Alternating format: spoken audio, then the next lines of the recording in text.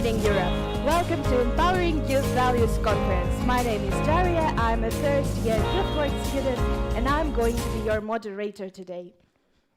Hi, I'm Preet. I'm a second-year youth work student. I will also be your moderator today. About half of us will be here today, and half of us will be online. As you know, Eurovision has just ended, and Estonia was represented by Alika Milova from Narva, and our conference is also rich in geography. So now let's do a little roll call and see which countries are with us today. Armenia, Germany, Malta, Spain, Azerbaijan, England, Portugal, USA,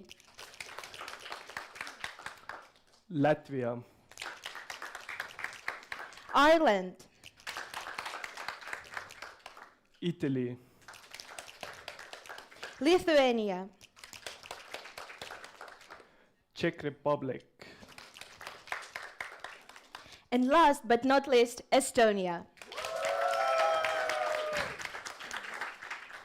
Thank you to all the countries and participants who have joined us today. Our conference will be held in a hybrid format here and also in a workshop online. Those who participate online, you can always ask a question or give a comments if you want. We will give you a mic. and today's conference will be about expanding our understanding of young people's values. We will focus on why they value something or find it essential. With this conference, we really want to raise awareness of the nature of value-based approaches to point our connections with practice in youth work. And of course, we want you to create new professional contacts and strengthen cooperation. Moving along to our guests, please welcome the Minister of Education and Research of Estonia, Kristina Kallas.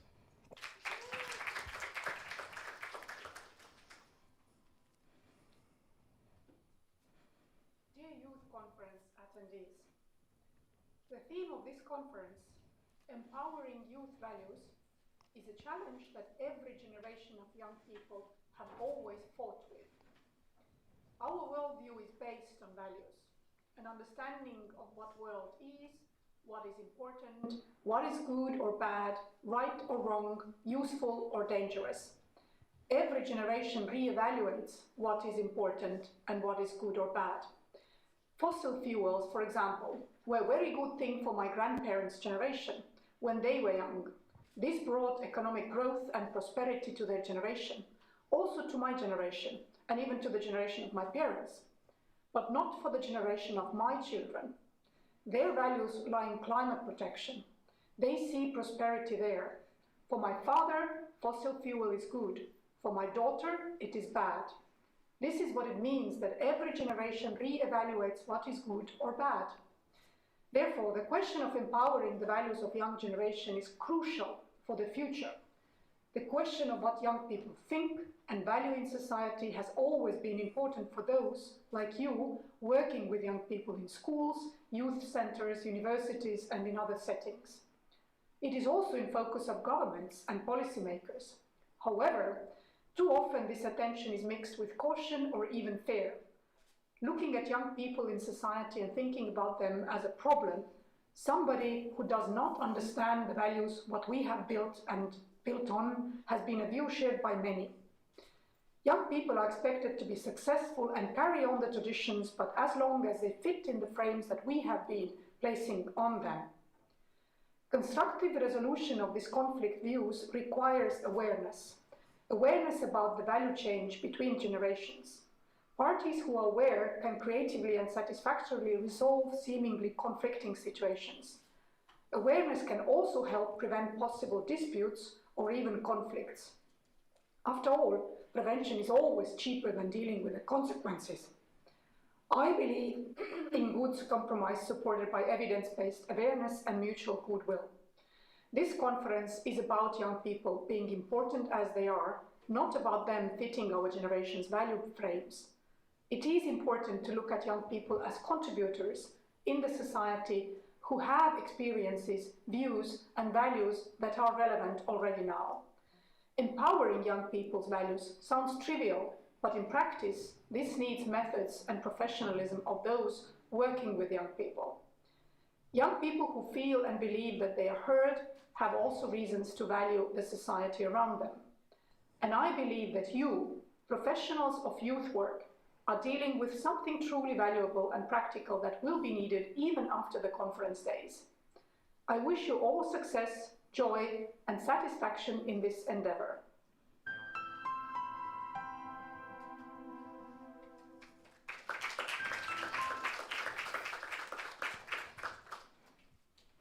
Thank you, Kristina. And now please welcome Indrek Reimand, head of the University of Tartu Narva College.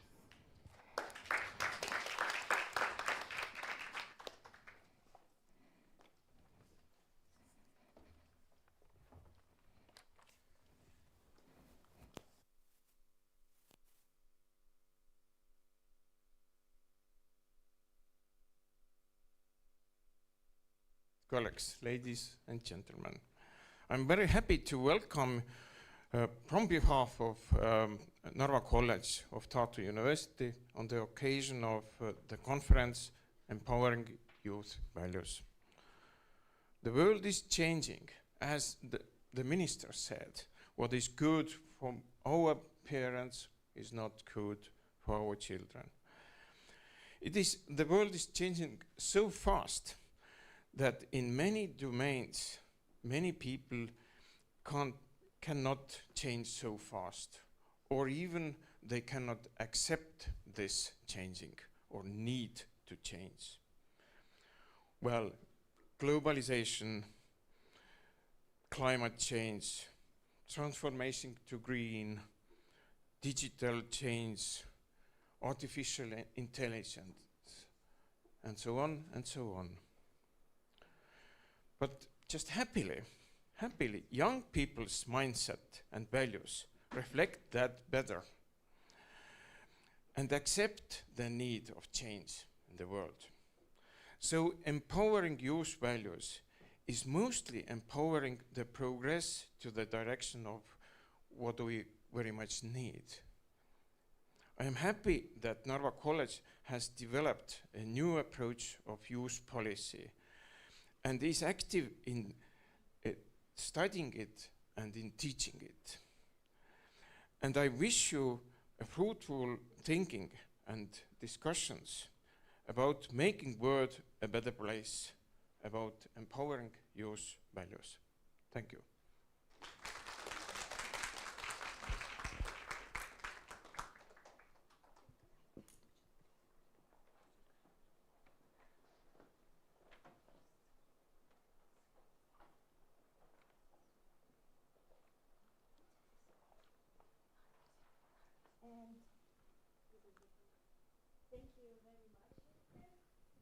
And now we'd like to ask and come to us the representative of Narva City Council, Denis Larchenko.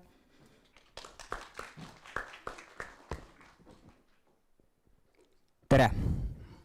I'm glad to welcome you in Narva. It's such a big pleasure and honor for me to stand right now in front of you, either to be virtually connected to those who are following this conference online. First of all, I would like to say that I'm so thankful to Narva College of University of Tartu for organizing and holding this international conference on such an important topic. I really believe that a variety of different cultures and opinions could make us more diverse and richer. And because of different factors as well as globalization, when different options and possibilities are almost borderless, it is really necessary to talk about values, what we and new upcoming generation will carry on. Much more significant this topic becomes in times of conflicts and difficult challenges.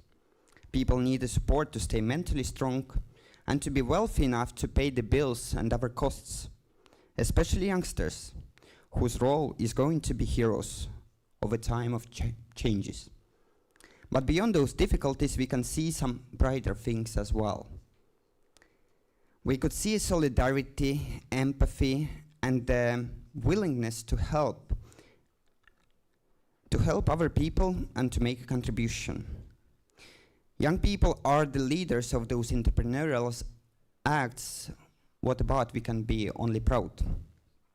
Some people do always say that young generation is our future. Of course you do. But I truly believe and I know that you are also our nowadays. Today, all of you, as well as many other youngsters around Narva, Estonia, and even Europe, are our change makers and the hope for the better. Young people are changing the world by creating new social rules, fulfilled with new values. Young people create a new normal, and other generations want to be a part of that. Of course, it is difficult to change the world and our own life in just a second, or even month.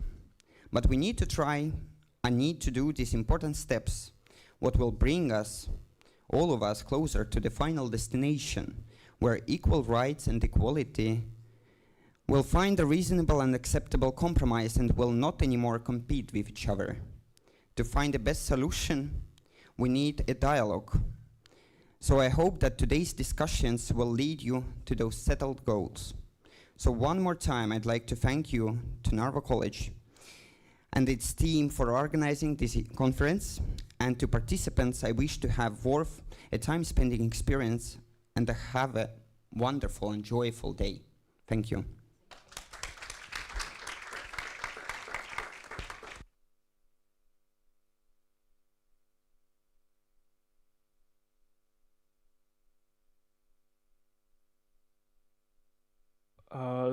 Yeah, thank you. So for those of you who are online right now, we're a bit ahead of schedule. So right now we are giving the floor to Anne Kivimäe, teacher in youth work, University of Tartu Narva College.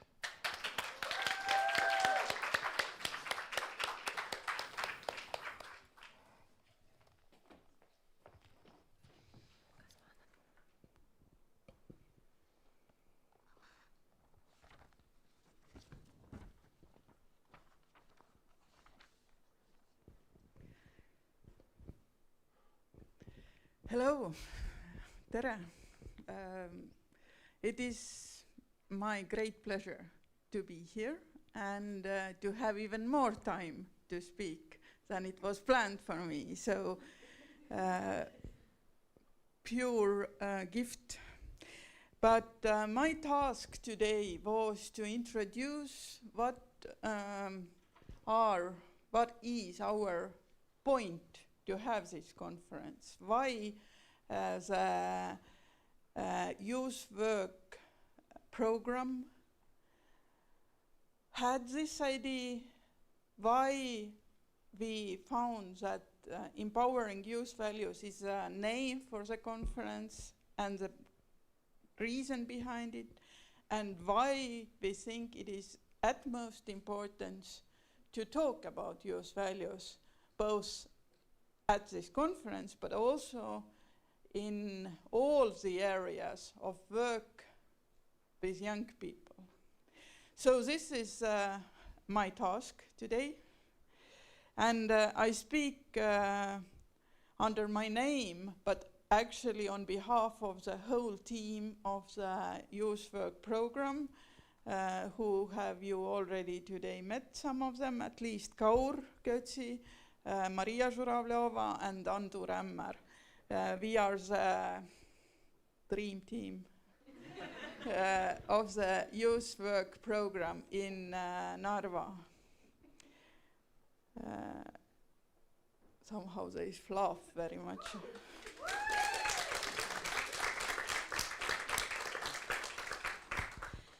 In 2017, we started to develop a new program in Narva for youth work studies. In Narva College, we found that there were quite long traditional view on youth work studies, and at that point we thought that there is a lot to gain from some of the changes and some different accents.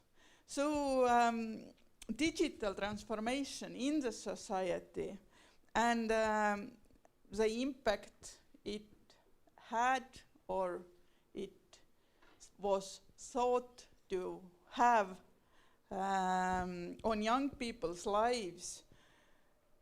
This digital transformation was subject that was very much high up in the agenda. We saw data, information society, digital tools in youth work as themes, not only in Estonia, but all over Europe. At 2017, digital youth work, different type of digital tools in working with young people. It was really hot topic in every meaning. And we, developing the new youth work curriculum, we thought that it would be very good to have a module of different subjects connected with the digital, and we called it Digital Youth. The module which combined data-driven decision-making subjects, which combined digital tools in youth work, and also subjects connected with young people in information society as such. So this type of digital youth module was one of the main innovations, let's say so, in this new youth work curricula. We talked also about the value-based approach, that we wanted to be a framework for all of the changes, because we saw that if all different lecturers, different subjects combined form a holistic approach and are based on the values of working with young people, values of youth work, but also values of perhaps important in the society. So we wanted this value-based approach to frame the whole program and to be the basis for the quality development in our different subjects. Because it's very hard to define what means quality in youth work, but also in teaching youth work. So value-based approach was from the very beginning our, let's say, rhetorics, our slogan. We wanted to achieve, use, to be our headline. And not just in teaching, but also in the environment of learning, also in the understanding of students. So we wanted for everybody who is part of the program, whether it's student, teacher, environment, partners, that everyone would be part of this value-based view, value-based approach. At that point, we knew nothing of COVID, of Corona crisis that was coming, and the impact it will have on many years for the way we live, for the way we study especially, but irreversibly also on what it meant to be young during those years. And just a remark, we still know not enough about what it actually meant for young people to be young during COVID years. We only found that the Z Digital. I use caption on both Z Digital to combine everything connected with digital society, but also how it affects the lives of all of us. Anyway, we found that this COVID crisis explained more about the importance of the digital in the lives of young people from the perspective of learning, from the perspective of living. And we saw that the question what quality means in digital context came even more into the forefront of discussions and was even more the subject that needed attention. So how to achieve quality in digital contexts, in digital settings, came to us as a question added to our basic understanding of this digital use work or digital use module. And the question beside the quality was also the question, how do we still put young people into the center of practice when we are online, when we are teaching online, when we are learning online, but also when we are practicing youth work online. And how do we put young people in the center? And this thinking of how to put young people really in the center, how to be youth-centered in our work. This thinking came to be a ground or basis for our new project that we started in 2020 to explore what the youth-centered approach actually means, what it means. Everybody uses youth-friendly, youth-centered, youth-oriented, but the words mean very different things for many different people. So we wanted to have some sort of research-based understanding. How could we conceptualize youth-centered approach in the work with young people, mostly in the framework of youth work, but not only. We actually understood that it applies to every sphere where people work with young people.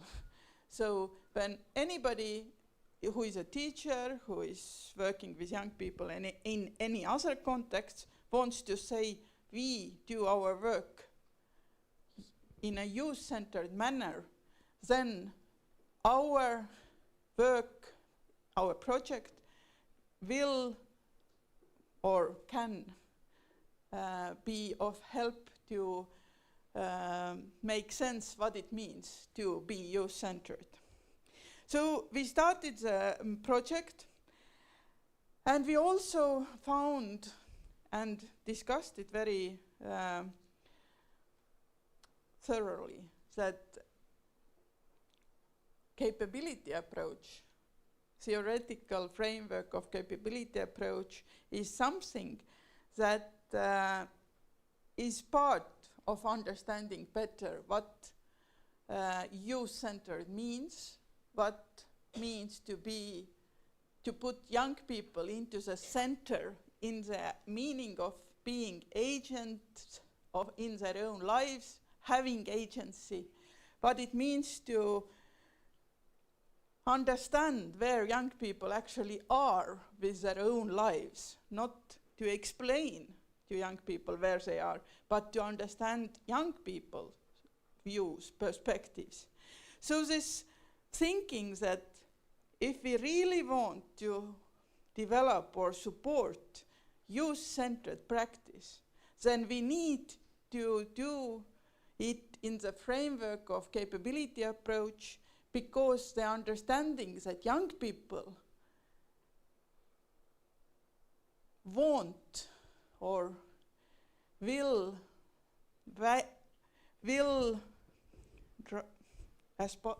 find it aspiring, yeah?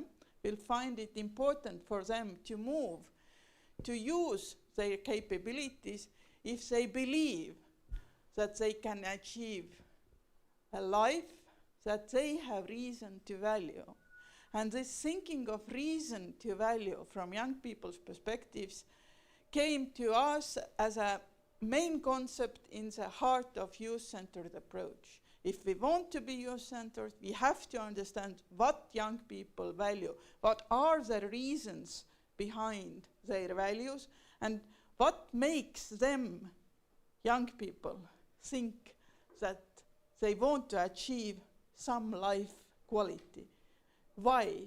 Where it comes from? How it is important? In which ways is it important for young people? So the capability approach became part of our project of youth-centered approach and part of our model of or instrument how to put youth-centered approach into practice. And again, we knew nothing of a full-scale war in Europe that was launched in February 2022 by our very neighbor.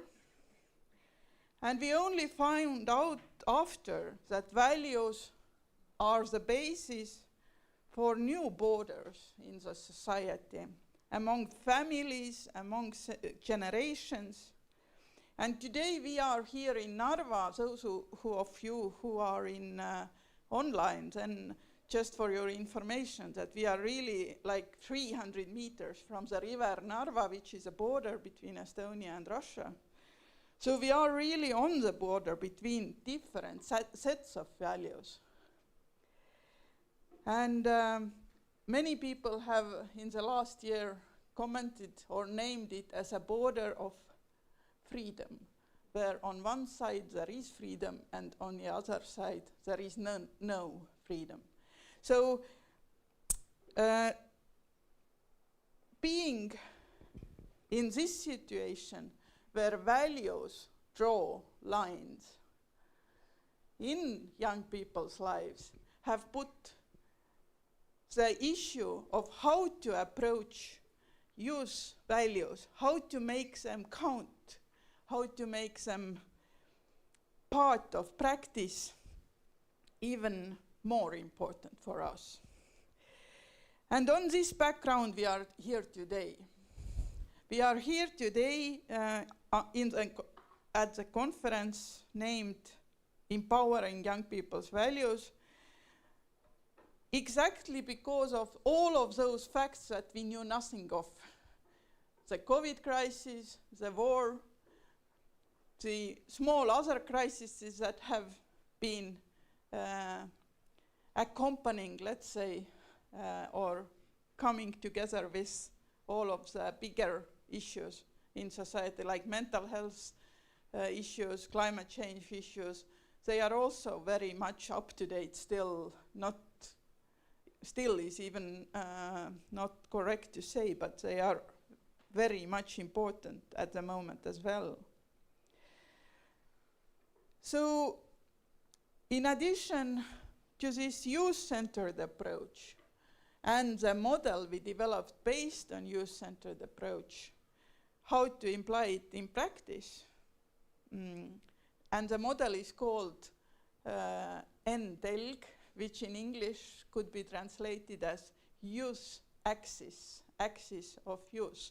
If you think of axis, which is a central line, let's say, and everything turns around it. So this is the understanding that we think how to explain what NTELG, youth axis, means for us. Everything is turning around young person, not around society's understanding of young person, not about our thinking, but about young person really, about young person's values, experiences, and it's young person's real life. So the model is an instrument. We have English language and Estonian language materials about it, so I won't really go into the model, but the explanation behind it was really like I very shortly could describe now. And the conference, for the conference, we also had another development before the conference, would be correct to say, that we wanted also use values that are part of the youth-centered approach and its model.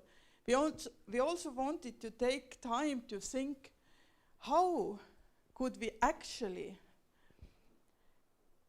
in practice, take more into account youth values. What it means really. And the capability approach was for us on that background especially important to think how to understand what reasons young people have to value something. What reasons young people have to value our teaching, our learning experience, our society. If we understand better the reasons young people have, then we understand better the values of young people. And then we can find ways to develop practices that are more taking into account youth values. And also we can then help or provide environment for young people to understand their own values better, to critically think about the values they have, but also compare them with values perhaps predominant or dominant in the society. So this, let's say, tool for analyzing the reasons young people have to value something is a work in progress that we still are trying to find out the relevance, but also the construction of this tool, let's say, or structure of this tool. So, as you heard, I said I started my introduction from the year 2017. So we are already now 2024, 23. Yeah, not 4 still. But not yet. So as you see, these subjects, these themes have been very important for us for some years now.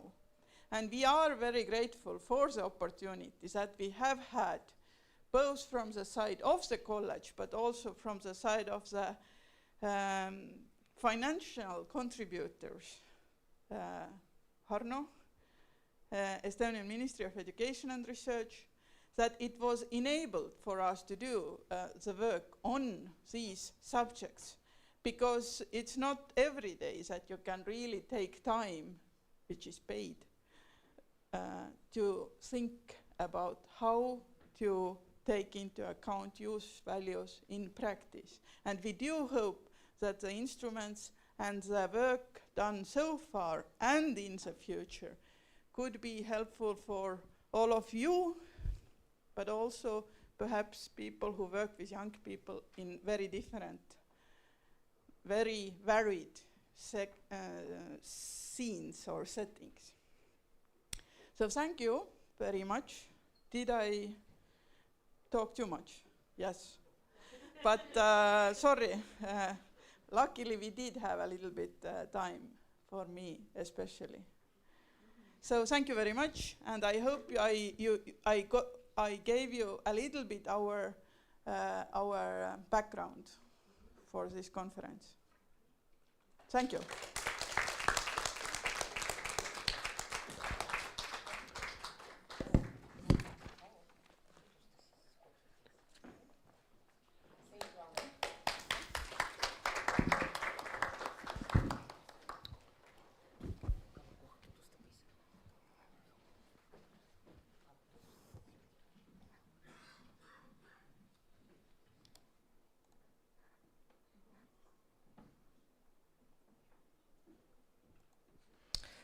I will shortly introduce our next guest, who is Dr. Gottfried Schweiger from Austria, and he's working in Ethics and Poverty Research Center in the University of Salzburg. Of course, Gottfried will introduce himself a bit more and the background and also the theme, but let's try to reach him. Maybe it will take a bit time because in online there is a short delay. So, how are you feeling so far? Okay? Normal? Tired? Anxious? Excited? Oh, come on, people, I don't hear you. I hope the topic is not too hard for you, no? Because we are speaking about your values, yes? So, what do you think about your values? Have you ever thought about your values? Yes, you have? Okay, so we know we all have values. Do our values are same or different or same and different? Okay, so we have some values that are similar because our childhood or background or whatever cultural background, experiences and so on. And as Anne said, values could be new borders, because we don't need actually the physical borders. At least we thought we don't need before, but now values could be the key in human relations in general, but also when we are speaking about developing young people or supporting their development. Okay, I just in case will start again this session, because I thought that we will start exactly as it was planned in the schedule.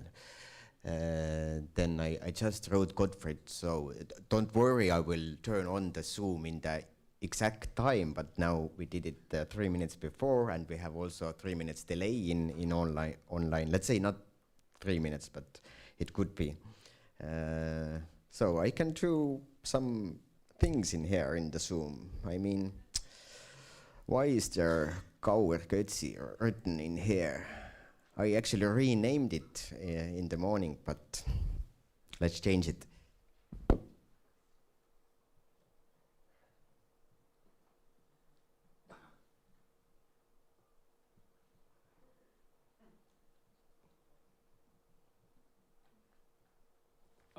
So before Gottfried comes here, you guys have the chance on workshop to ask questions at the same time and after the speech.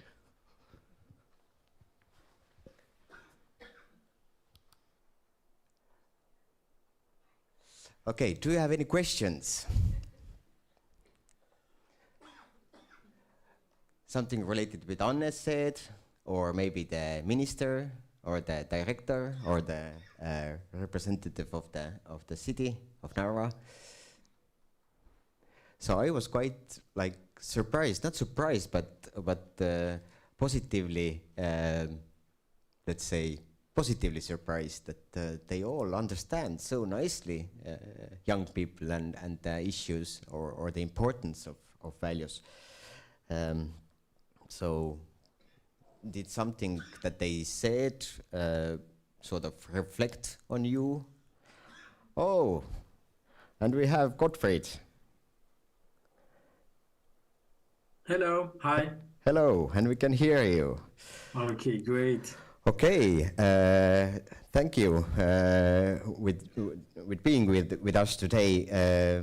Maybe you can shortly introduce yourself and the background and of course the topic and so on. And I hope you can share your slides also later. So let's start. Okay, hello. I will just begin by sharing my slides. So I hope you can see the slides. Is that working? Yeah, it is.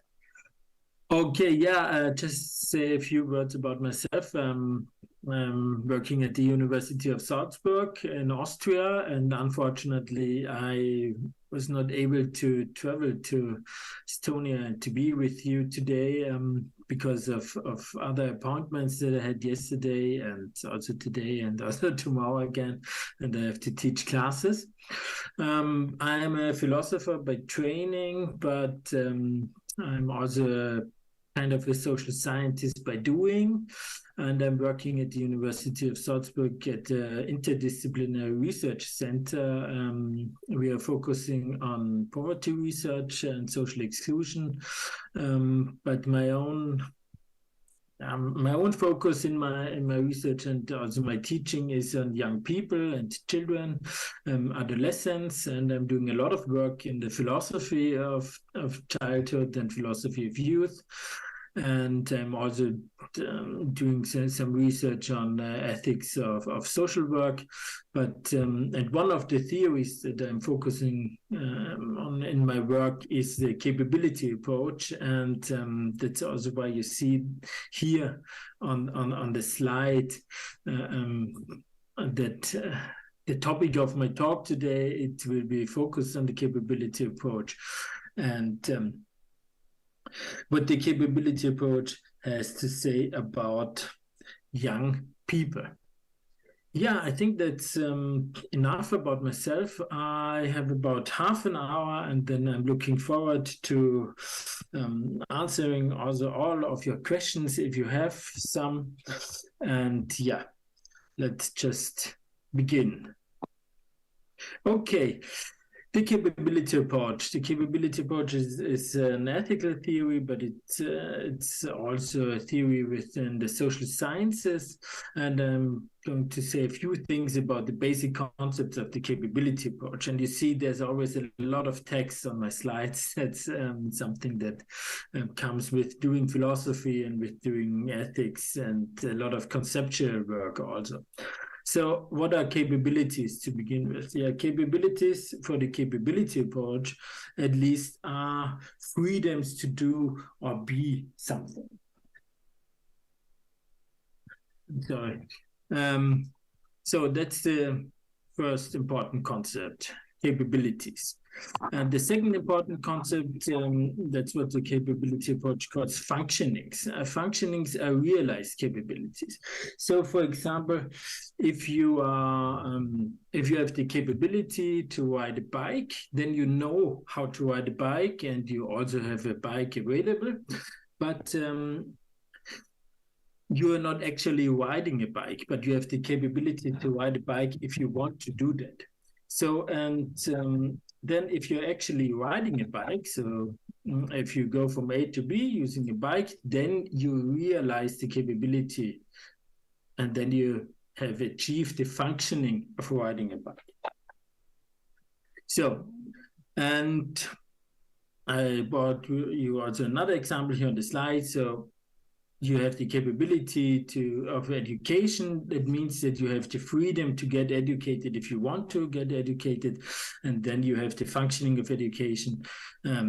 If you are really educated, so if you attended a school and learned something, for example.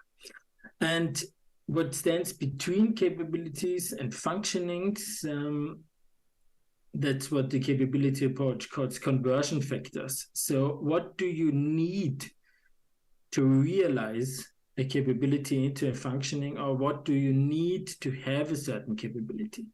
So if we think about education, a capability that's kind of very important for young people, then in order to have the freedom to get educated if you want to, you need schools, you need learning materials, you need the opportunity to go to school. So, for example, you need to be mobile to get from your home to your school. That's a big issue, for example, in a lot of developing countries. But you also need certain cognitive preconditions, and you need a positive relationship to education, and you need some social support from your family and also from your peer group and other people. Otherwise, you won't be able to realize education, to get educated. So the capability approach is concerned with capabilities understood as freedoms. That's maybe the most important thing that you should get out of my talk today. If you don't know anything about the capability approach, capability approach is focused on autonomy and freedom. It's a liberal approach. So the focus is on the value of autonomy for a good life. The capability approach says a good life is a free life, is an autonomous life, which means that you are able to live the life that you want to live. But the capability approach also makes a connection between autonomy and certain epistemic features. So it means to be autonomous is not only to do whatever you want to do, but also kind of to make the right decisions and to be able to think about what you want to do, to have real opportunities available, and to be educated to really know what is it that you want and why you want it, and then you realize that in your life. So whether life is good or not is determined by whether people is not determined whether people are subjectively happy or satisfied. So the capability approach is not a hedonistic theory, as we call it in philosophy. So it is not concerned with making people happy. But it is concerned with making people autonomous. And then maybe autonomous people are more happy than non-autonomous people, but that's not the important thing. So the capability approach also advocates for an objective theory of a good life. So a good life is not only the life that makes you happy, but it is an autonomous life. It is a life that makes it possible for you to make your own choices, to be empowered. So to say a few things more, the capability approach, it's not only freedom and it's not only autonomy, but it is also concerned with different capabilities. You know, there's the capability of education, for example, there's the capability of health, there's the capability of nourishment, of shelter, and so on and so forth. So everything that the capability is concerned with is what kind of capabilities do you need to live a free and autonomous life? And obviously, if you are not healthy, so if you're severely sick, then that makes it a lot harder for you to live an autonomous life because you're restricted in your freedoms, what you can do. Maybe if you are depending on the wheelchair and you're living in a situation where you don't have access to a wheelchair, then you are severely limited in, for example, your freedom to go from A to B and your mobility, and to also your capability to work, and so on and so forth. So the capability approach, even if it focuses on autonomy, it is also concerned with materials good. What kind of material goods do you need in your life? What kind of material goods do young people need in their lives to be autonomous? Capabilities approach is also concerned with agency. That's what I call it, the ability to act, agency. So what do you need? You need reason. You need to be able to weigh arguments, to think about your life, and to critically reflect on your life. You need health, you need education. And then there are capabilities related to social environment. I have here some example: recognition, respect, social relationships like love, friendship, family, that can all be conversion factors and all be important for you to live an autonomous life. And then there are capabilities that are very important for the relationship of the individuals, of young people to the state, like rights, like political participation. If you don't have any political rights, then you're also restricted in your autonomy because you're not part of the decision-making process. And then maybe the laws in your country or how the social environment, the built environment looks like. It looks completely different than you want it to look like. So maybe if you have no right of political participation, then you maybe cannot have your voice heard in a matter, for example, of public transportation. Then someone just decides we don't need public transportation, and that can severely limit your freedom of being mobile, to go, for example, from home to work, from home to school, from home just to visit other people that are important to you. And the capability approach, it's primarily a policy level theory that seeks to specify what rights people have and what makes a society or policy unjust. So it's not a theory on the individual level, maybe. And what the capability approach says is that politics is responsible for guaranteeing a sufficient level of important capabilities for all people. So what kind of capabilities are necessary for all people, that all people can live a sufficiently autonomous life?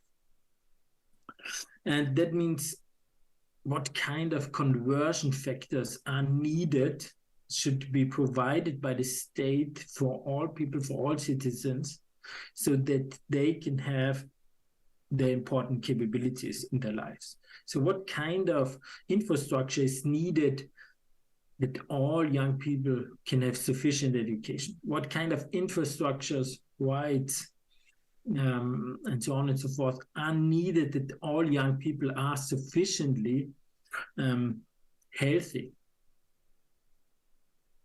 So the capability approach provides a theory also to empirically measure how good people's lives are. That's what the capability approach can do if it operationalizes capabilities into measurable items, and that's done a lot in the social sciences, where you can then measure, are people sufficiently, have the sufficient access to education, to health, to material goods? How does the social welfare system impact the autonomy of people and also of young people? But this empirical stuff, that's not the focus of my talk. I'm trying to give you an overview of the theory, and then to say something about young people's values and the ethical issues.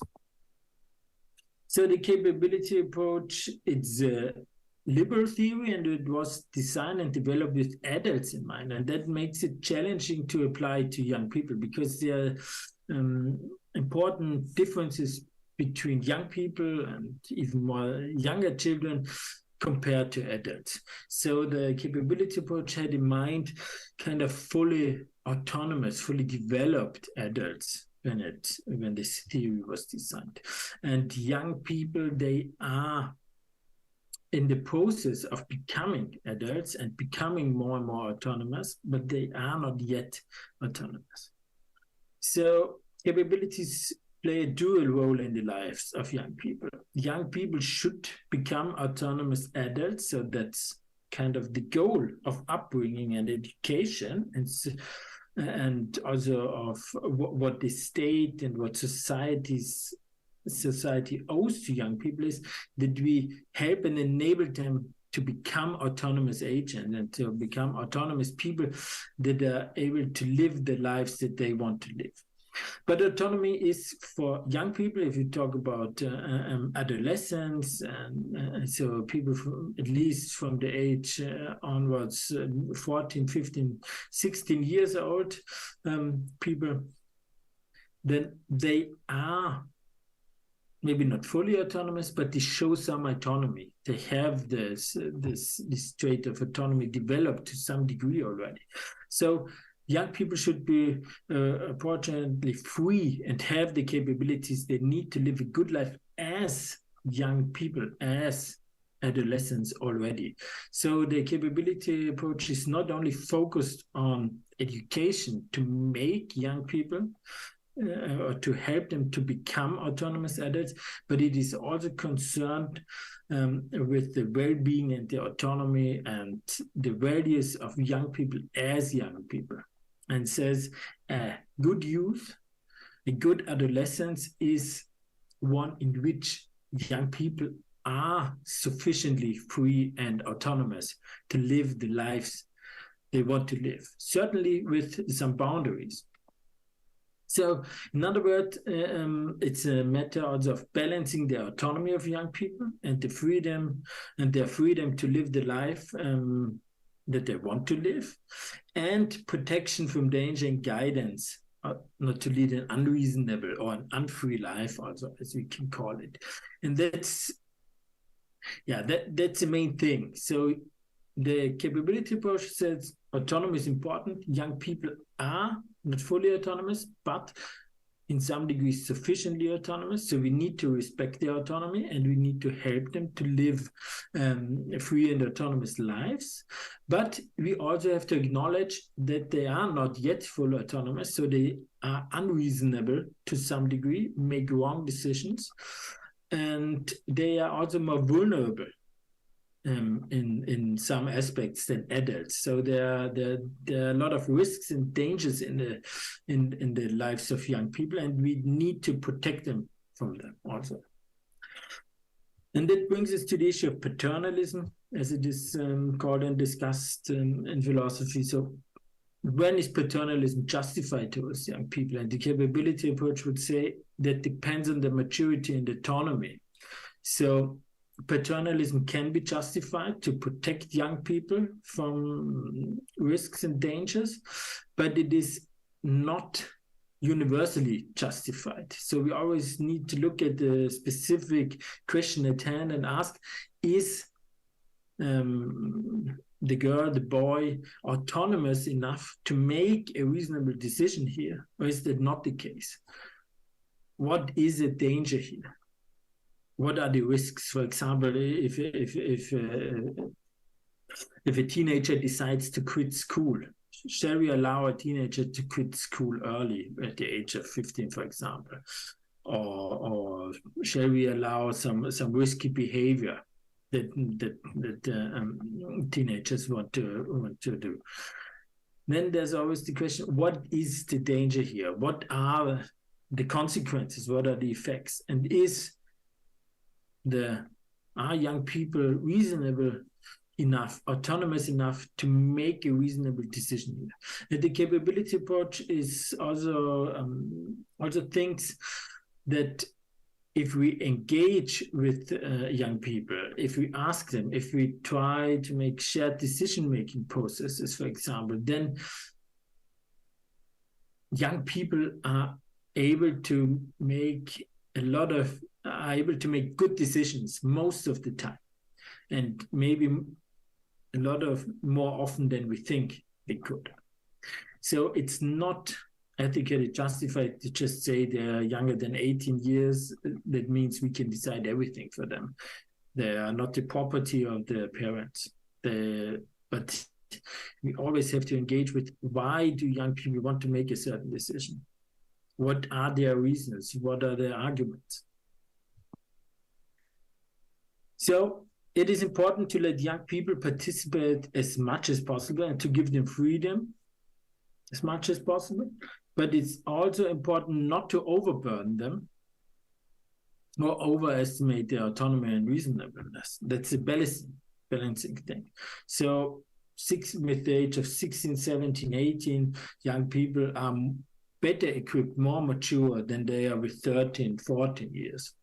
So, but sometimes it's also a question on the individual level, just to see how mature is a child that is a teenager already or not.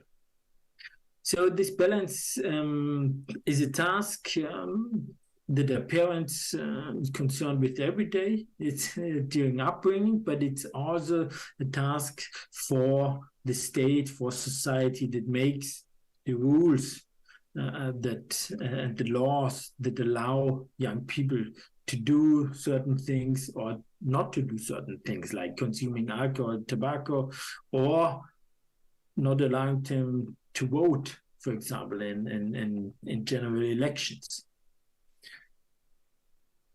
But the capability approach would always say the main thing that the state should be concerned with is not controlling young people and limiting their freedom, but it would be to recognize them as moral subjects, as citizens, and to also respect their autonomy, even if they are not fully autonomous.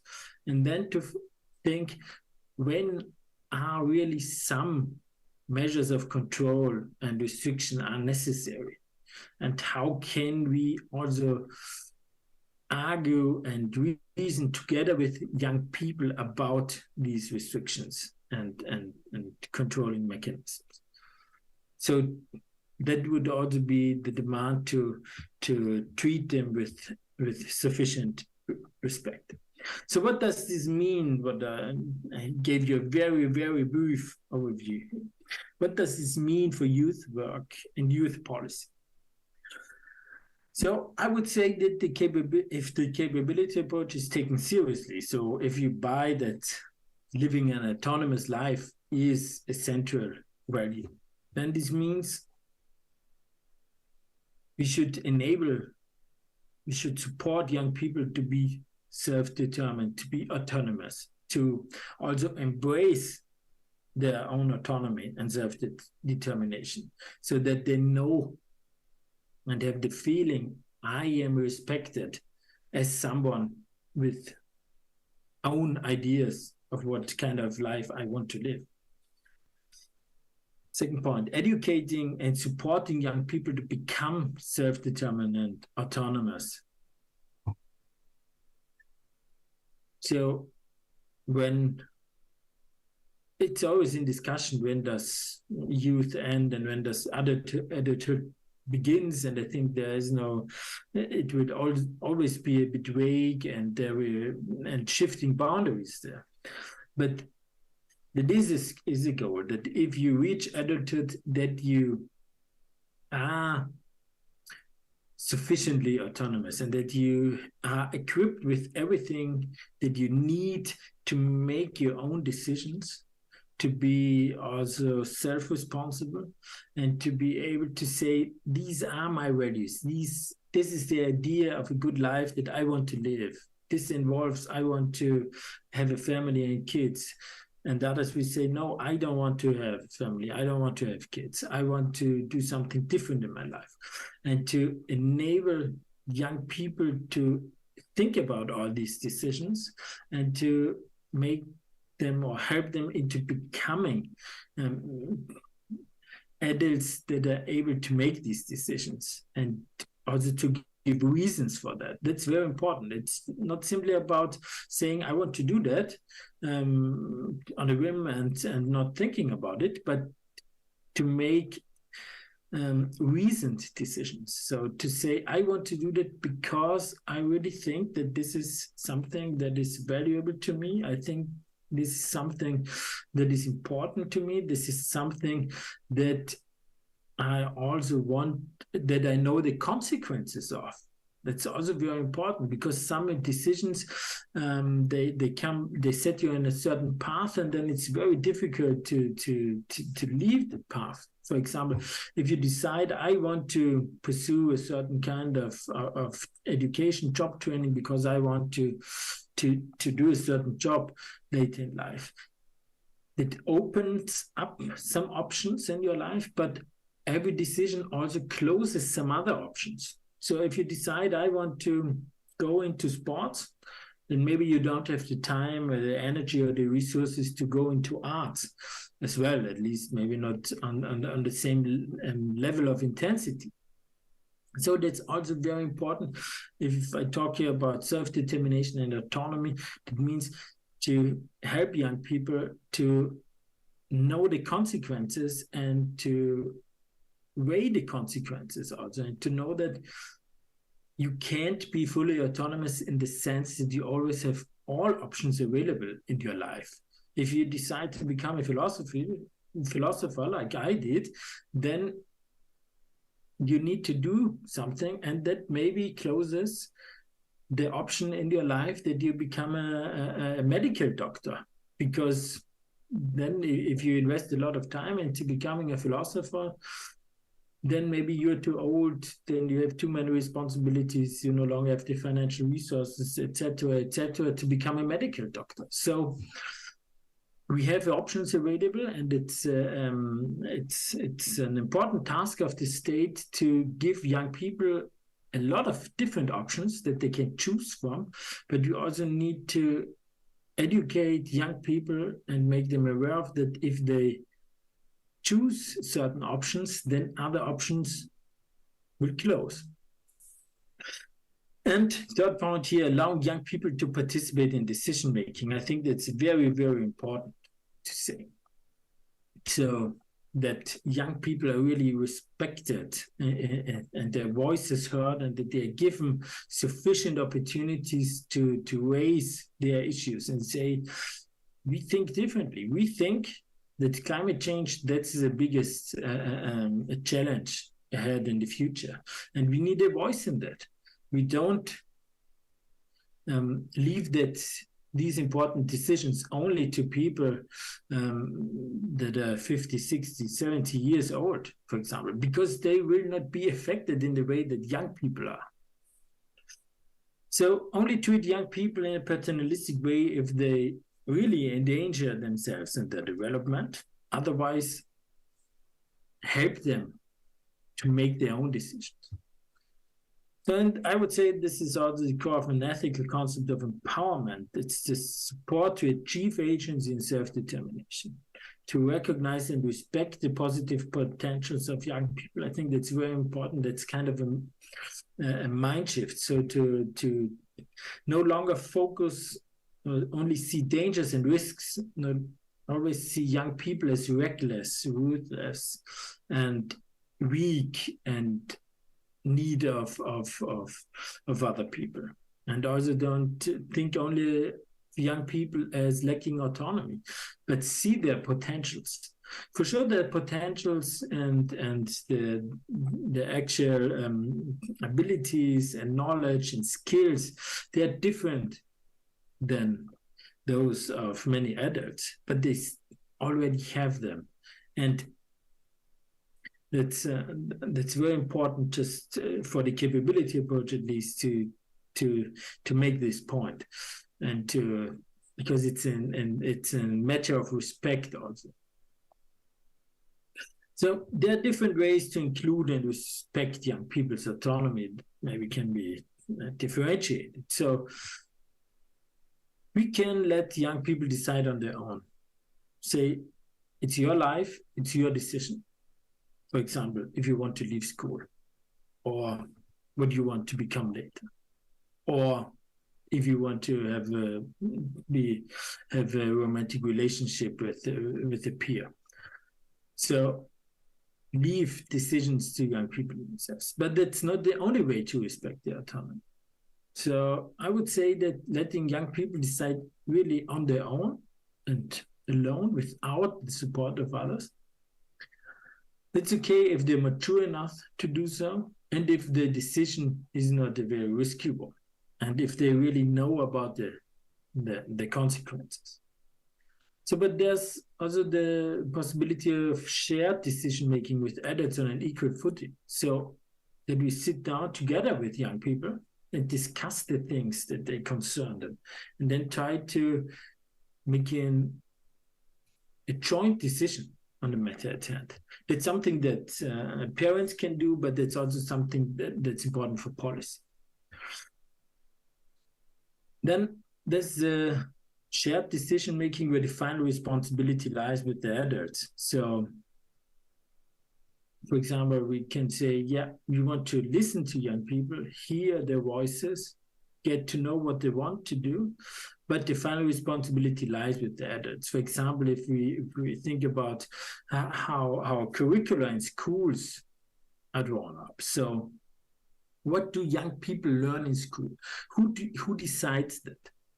What do young people learn in school? And most of the time, or university decisions are made by adults only. But I think we could at least engage with young people and ask them, what do you expect from school? What do you think it would be important for you to learn at school? Then maybe the final responsibility for the curriculum still lies with the adults, and there's still the hierarchy between pupils and teachers. But that also would be a way to include young people in decision-making processes.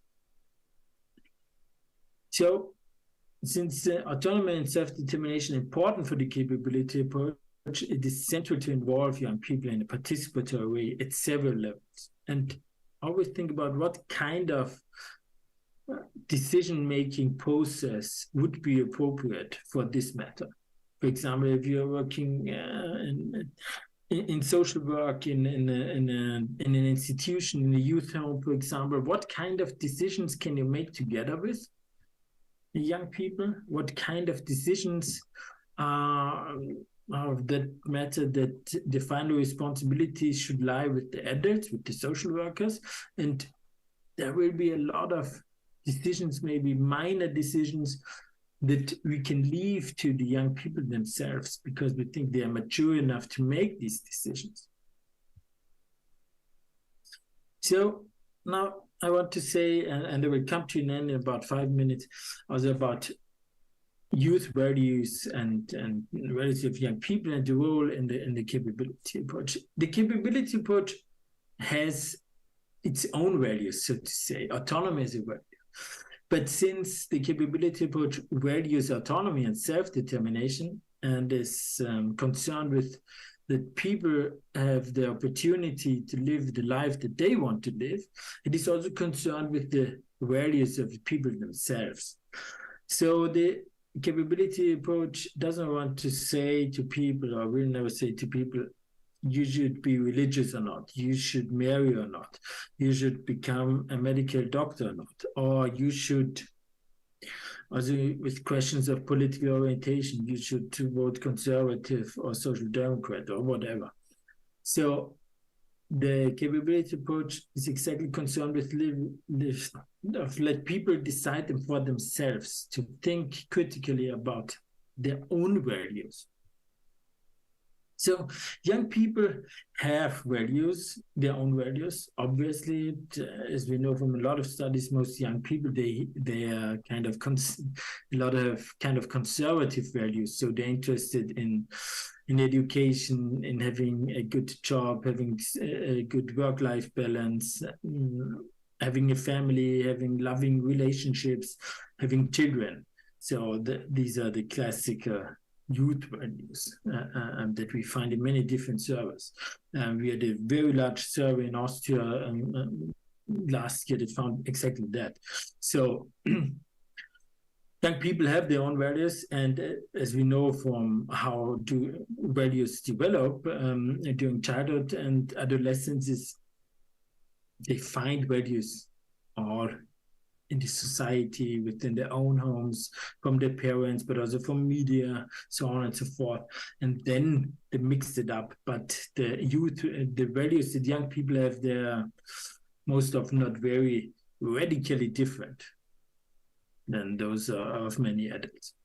So it is a question of supporting young people in developing their own values, because it's an important part of being autonomous and to living a good life, but also in being critical of their own values and the values of others. That's the linkage, the relation between autonomy and reason and critical thinking, that you don't just take your values that you find somewhere, but that you think about this value and reason, why do I want to support these values? Why do I want to make these values my own?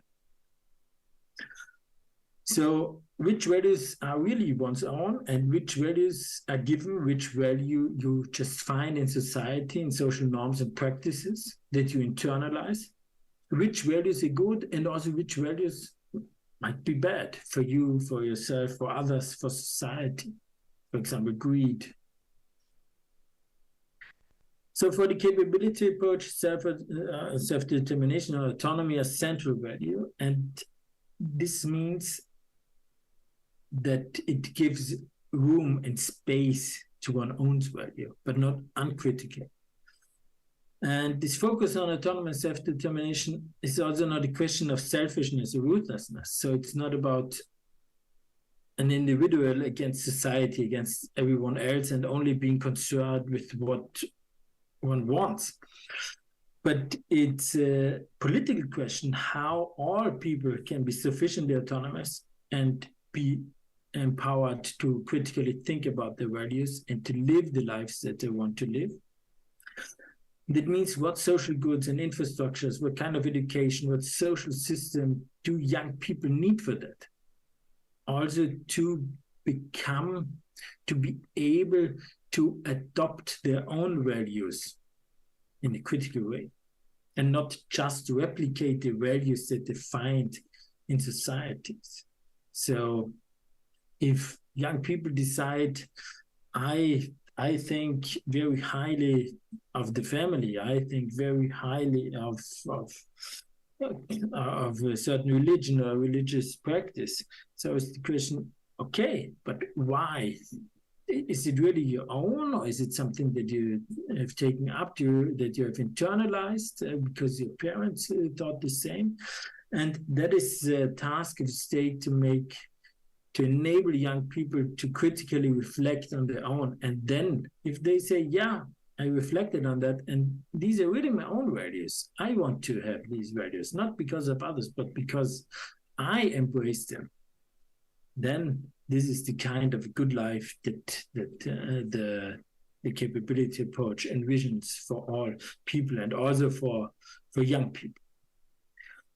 So maybe concrete example like the design, and to finish my talk, like the design of public spaces like playgrounds, train stations, schools, streets, whatever.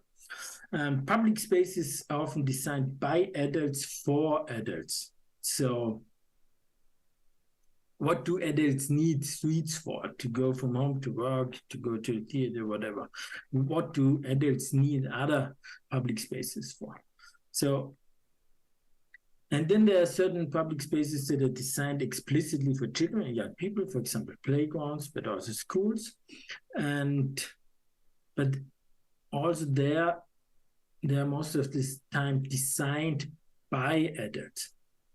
So from the perspective of the capability approach and what I said during my talk here is maybe make it mandatory for young people to be involved in all decisions that affect them. So make it mandatory that there's a participatory approach every time that the public space that young people would use is designed. So, and then ask questions like, what do young people want these spaces to look like? How do they want to look like? Playgrounds, but also train stations, streets. How do they want to use them for themselves? And why do they want these spaces to have a certain design? What kinds of values and beliefs do young people have and bring forward if we talk about them? So maybe they want to have a playground, to have or a public park or a train station to have a certain design because they will use it for their privacy, to have a space to meet their peers, to have social relationships there. So this is all connected to some values, to the value of friendship, to the value of solidarity, social cohesion. So just let people be part of these processes. And what do they need to be involved and empowered in these spaces and also in processes? How do we need to set up these processes of participation that the young people really have the chance to be part of that? So find ways to decide together, bring planners, experts, young people, everyone that's concerned together in a participatory way.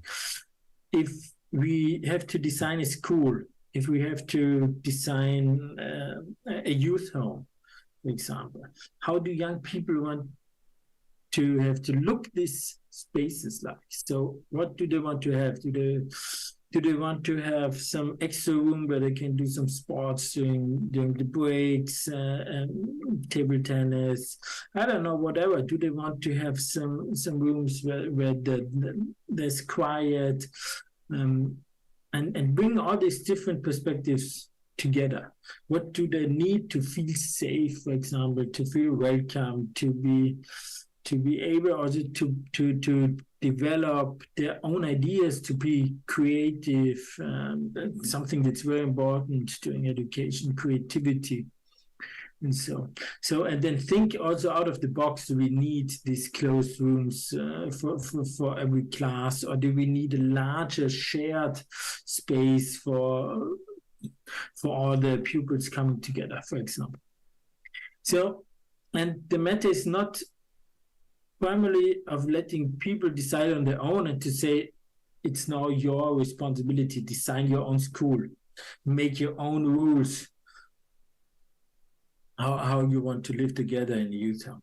So that's not, because that can be too demanding for them and overburden them. And still planners and social workers, they are experts in some way.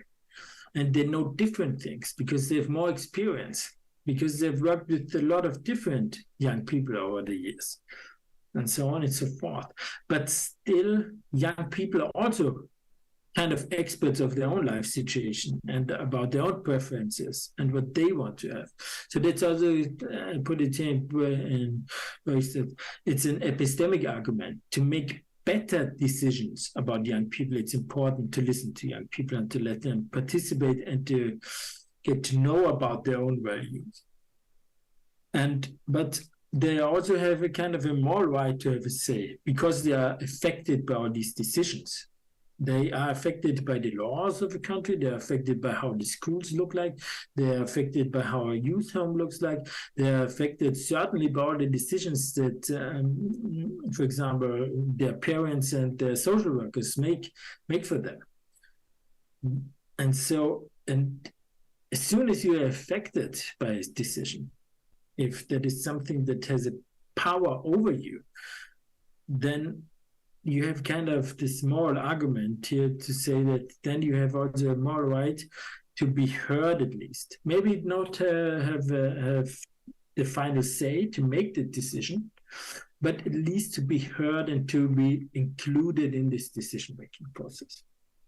So that was it for my talk. Sorry for talking a bit longer than half an hour. I hope that you got a few things out of my talk, and that at least you learned a few things about the capability approach and about how the capability approach would approach the issue of youth values, youth policies, and decision-making processes, participation of young people. And I'm looking forward to your questions.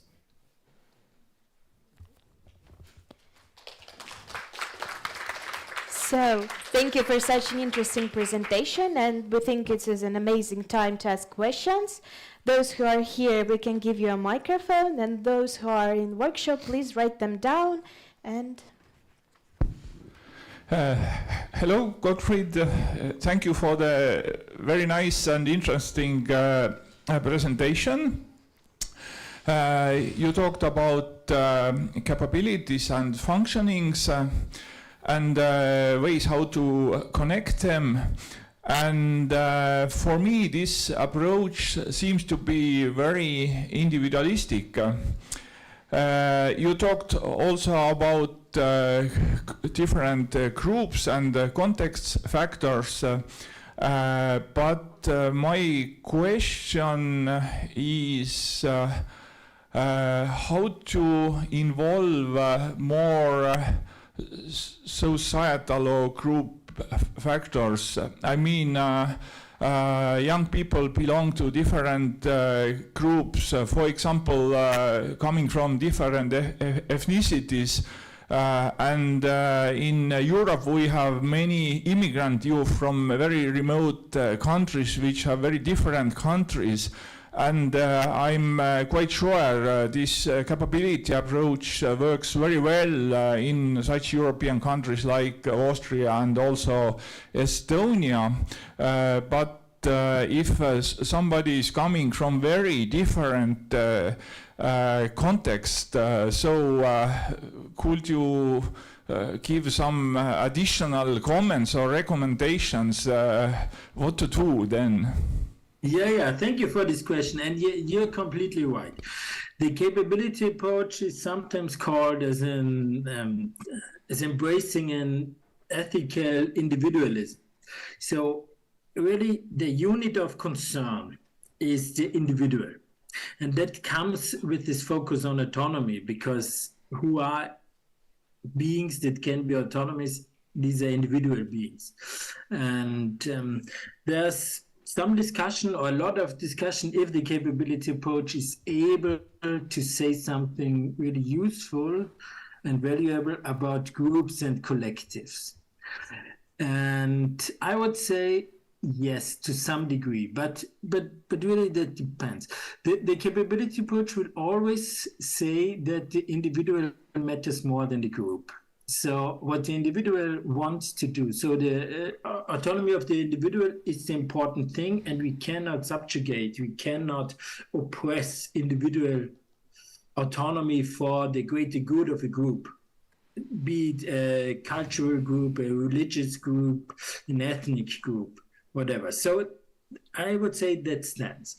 But still the capability approach, what it can say is that groups and group identities and collectives are very important as conversion factors, and how they can help people, individuals, to become autonomous, and also how they can be kind of problematic here, because they tend to compress and to limit autonomy for the group value. That's an issue, with some religious groups, for example. So the main idea maybe would be to say here, or what you can take out of it is to say, okay, if people really want to be part of a group and see that as part of their good life, that they make an autonomous decision to live, like I want to be part of a certain religious group. So these are kind of groups that people can choose. Then that's okay, but it should be a free and autonomous decision for them to make. And there always has to be this, what is called an exit option, so that people can decide against that and leave certain groups. The other thing is with groups that you are not a member by choice, but that you are a member of because of your ethnicity, because of your gender. Also, for example, gender is also very important here. There, the capability approach would say what is at least needed is that from the state or also from societies, that if we want to help all young people to live the good life that they want to live, is that we see if there is some kind of structural injustice or oppression on a structural level that makes it impossible or harder for young people coming from a certain background to live this autonomous life. So, for example, if you live in a society in which there's structural racism, that makes it much harder than for young people from ethnic minorities to live the good life, that this autonomous life, then this is an injustice that should be removed. And the same goes, for example, for gender injustices. If we know that it's much harder for girls, for example, to choose freely the kind of life they want to live, then this is an injustice that should be removed. And that's one point. And the second point, and then I want to make the answer too long to give some space for time for other questions. But the other thing is also that in this decision-making processes, in order to find out what are maybe conversion factors that are missing for young people coming from certain backgrounds, then in particular we need to involve them. So it's not enough to involve young people in decision-making processes that come from wealthy, well-educated backgrounds. In particular, the capability approach would argue we need to involve those young people coming from marginalized groups and backgrounds and to hear their voices, and that can also be combined with what can be called a priority approach. So give priority to young people coming from marginalized backgrounds and groups that are living under unjust conditions, that are cut off of education opportunities, that are in a weaker socioeconomic position, for example, and to involve them in particular, and then try to help them to become these kind of free and autonomous individuals. But final words, yes, you're right. The capability approach is a liberal theory developed with the individual at its heart. And that can be very difficult compared to kind of collectivistic approaches that put value on, let's say that cultural groups, for example, are valuable in themselves, so to say, and maybe are more valuable than the individual. That would, the capability approach would say, no, we always have to be concerned with the individual. Okay, thank you very much for your answer and for your question, of course. Unfortunately, we do not have enough time to ask other questions. So, Dr. Gottfried, very big thank you for joining us today. Okay, thank you. I'm very sorry. I thought that we have a few more minutes. But I can give the opportunity if other people have other questions. Maybe you can always send me an email, and I'm very happy to answer all other questions that you have. Thank you very much. Thank you, and goodbye. Have a good conference. Goodbye. Thank you. Okay, thank you for your questions. Yeah, now we'll hold a short energy break, and our youth work students will do it.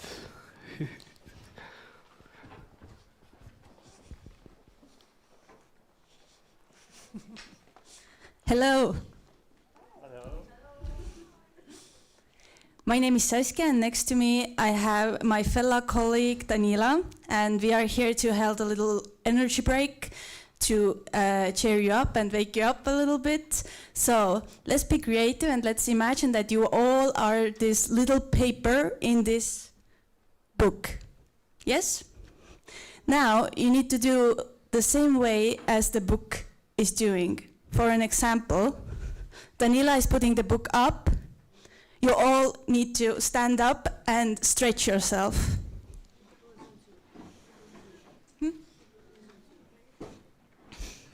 Stretch, stretch.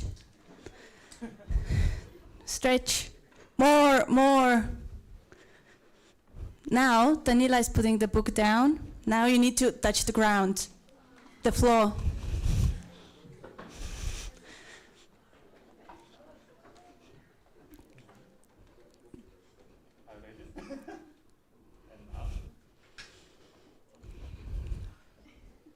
Stretch. I can't see you stretching. More. With your legs. Go.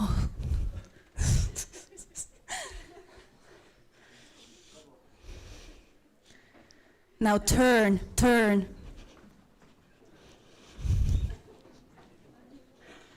Now let's go a little bit faster.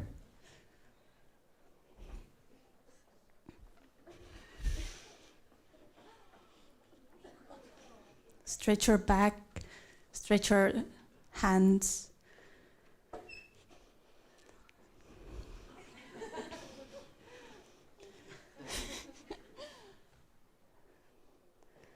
Do a circle. Hey-oh.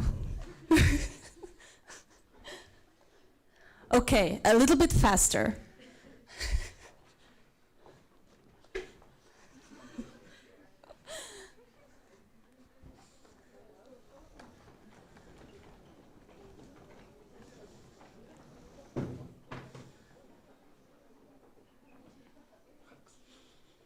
Okay, more faster.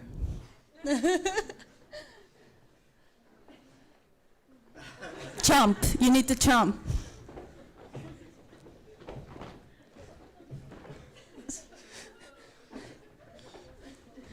Should we try faster? No.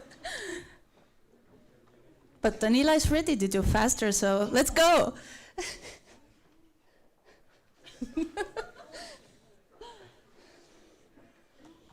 Turn, turn, turn, turn, turn, turn.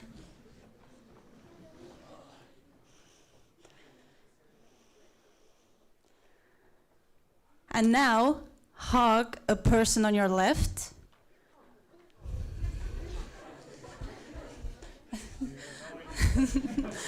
If you don't have a person, then just hug yourself.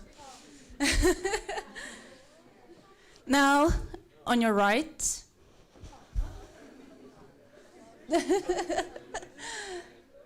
And now, a big hug for yourself, because you've been a good listener. Thank you.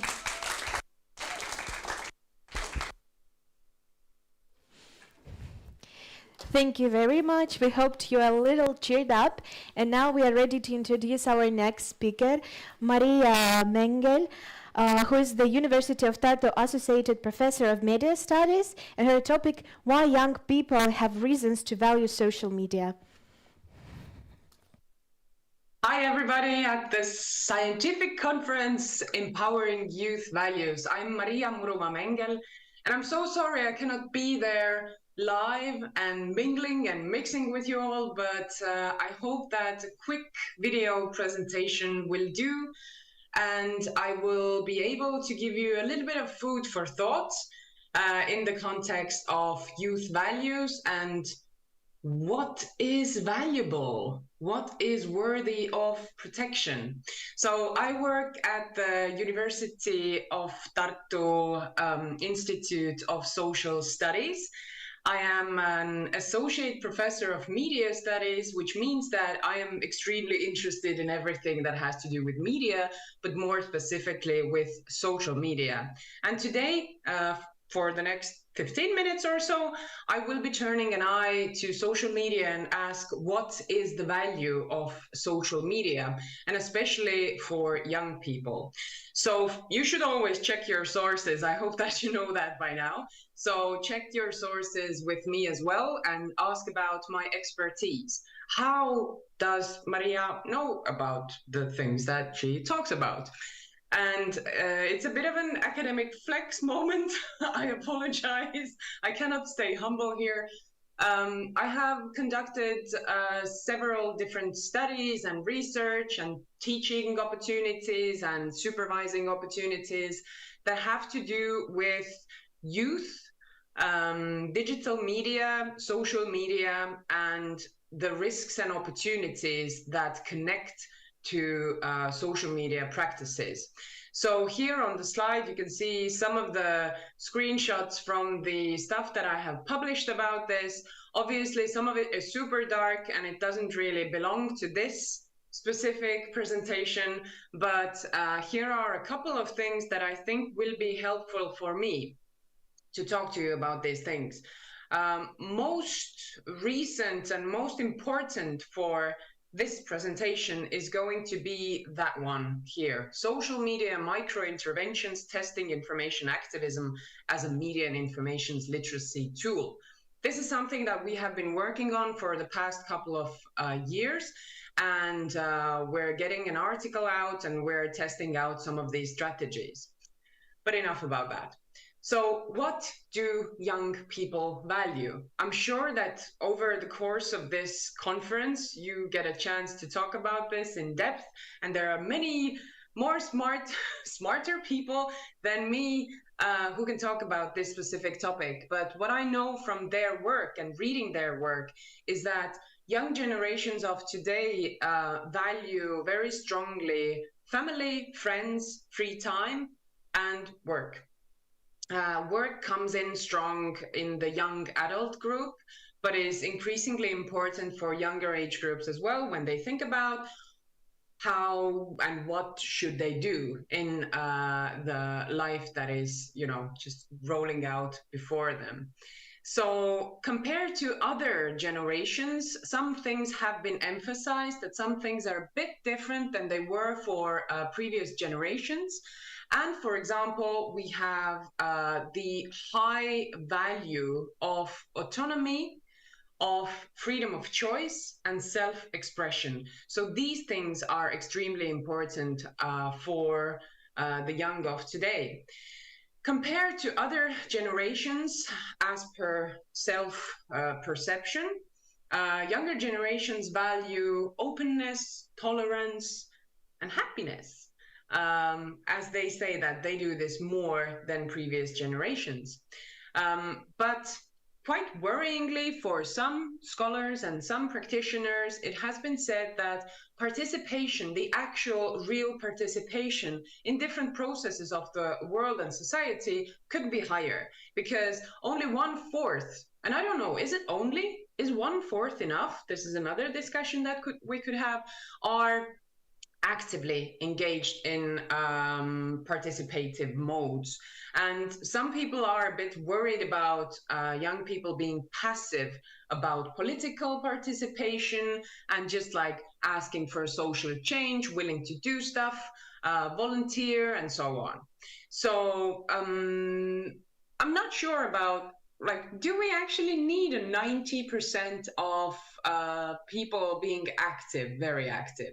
Or do we actually need different modes of participation? And perhaps this passive existing is also a valid way of being and participating in societies. This is something for you to discuss there.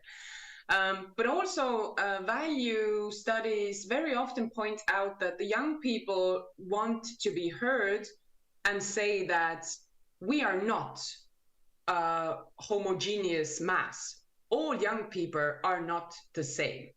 Young people can differ in very many ways, and if we are doing stuff with the young, we should, begin by asking, so what is important to you? How would you want to do this?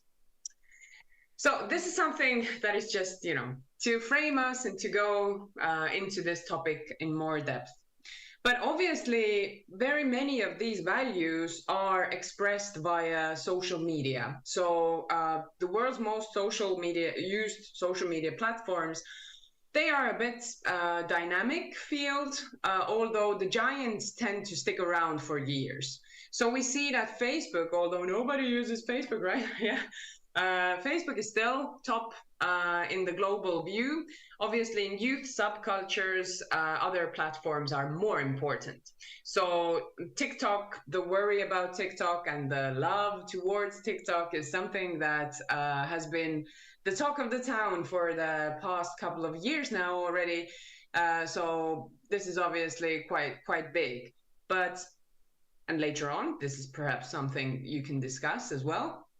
What platforms are important for young people? What platforms carry some of the things that we value?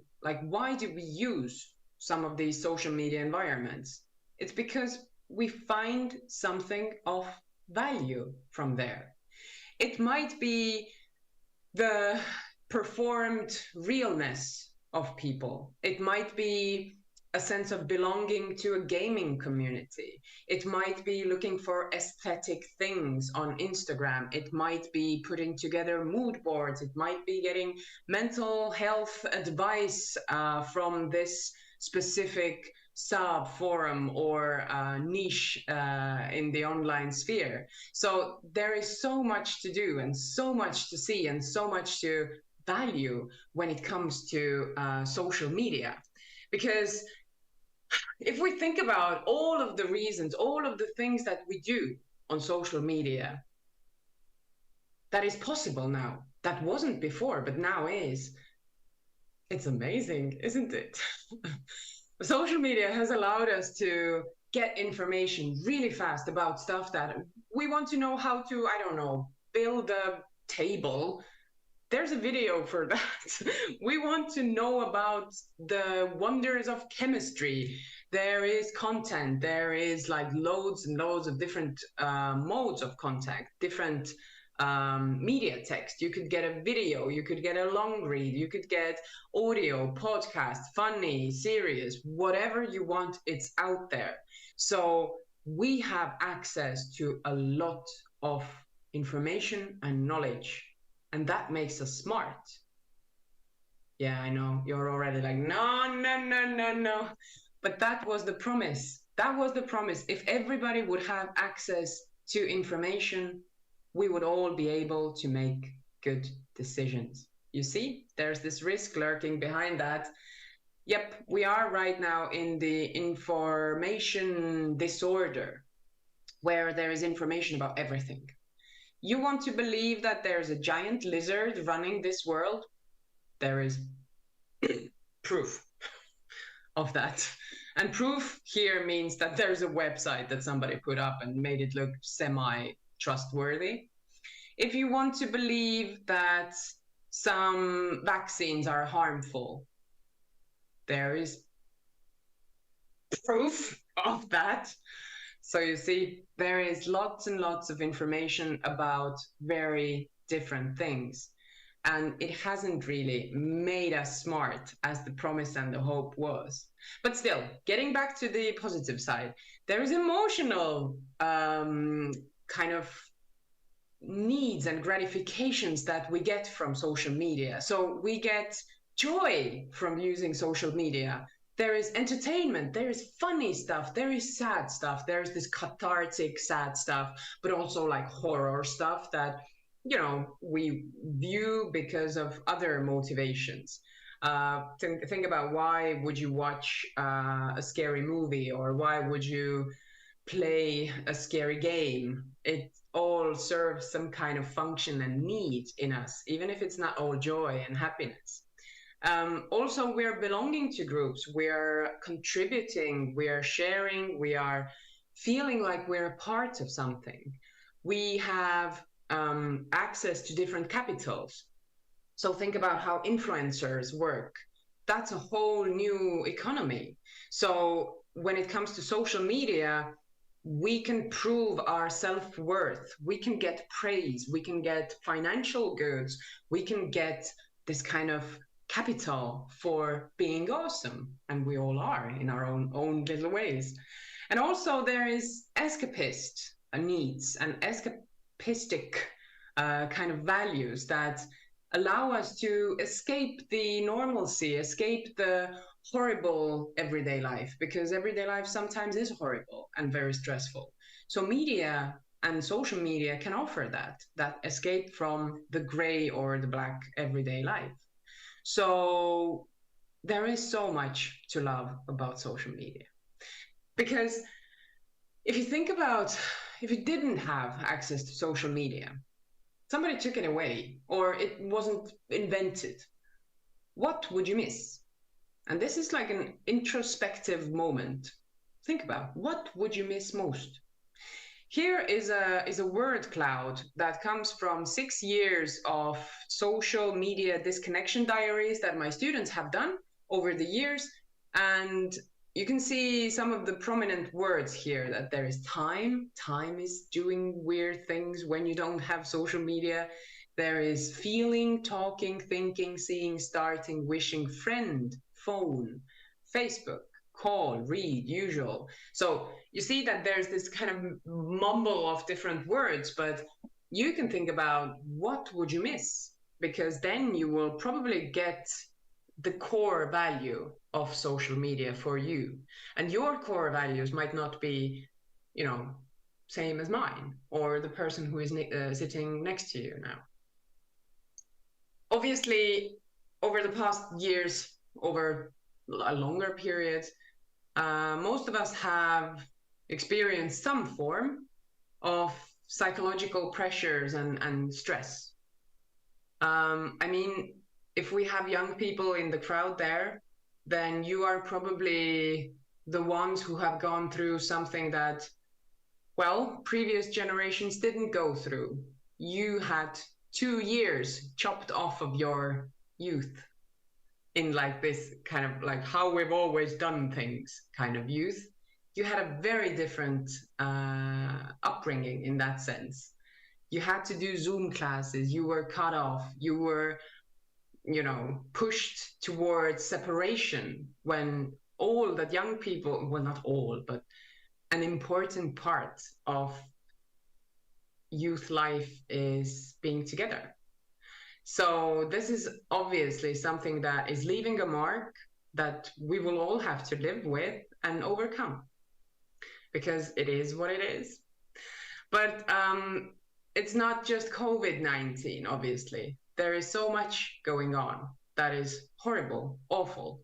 And when we think about information that revolves these kind of horrible things in life, we can see that we're living in a multi-crisis. So very many people have lost hope, that they have lost trust towards institutions, towards media, towards other people.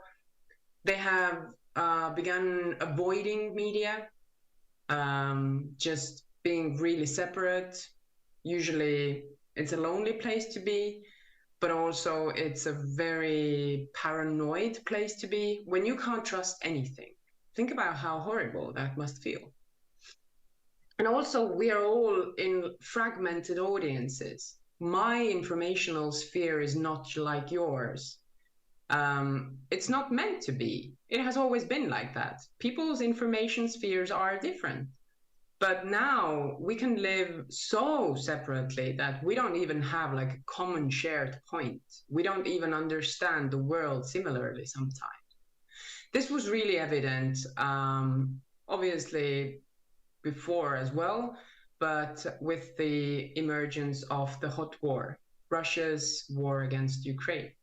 People were and still are living in very different informational spaces where their whole understanding of the world is very different. So my first advice to you is to keep some anchors in your life. Whatever is happening, if you're feeling overwhelmed with media, keep something that anchors you to the rest of the society. Like for Estonians, it's very often the 9 o'clock news, Aktuaalne Kaamera.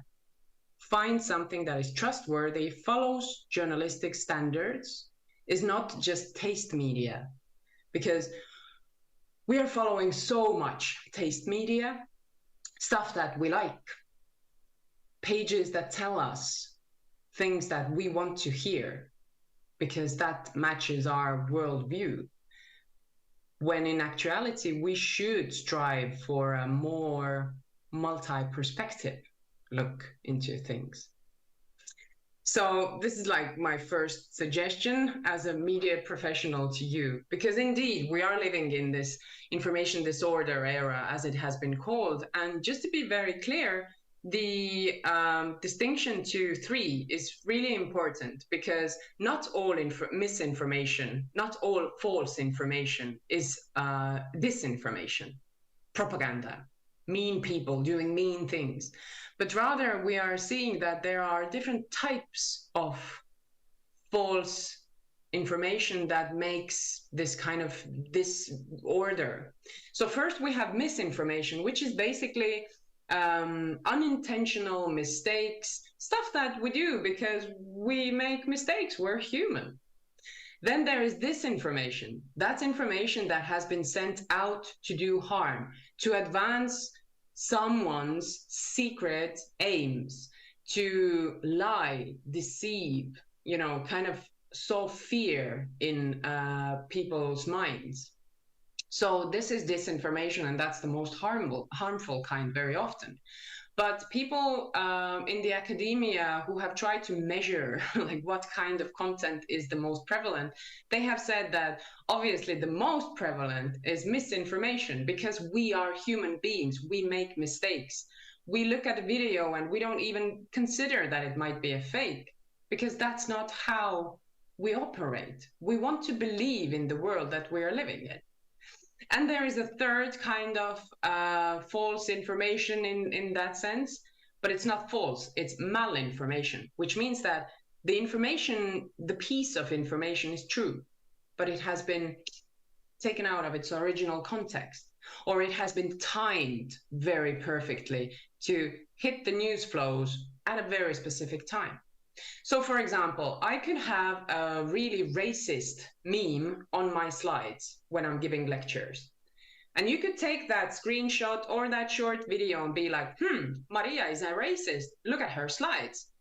When in actuality, I might be talking about how memes keep up harmful stereotypes. So you see, the information is true. I did have that kind of meme on the slides, right? In this hypothetical situation. But the context has been removed.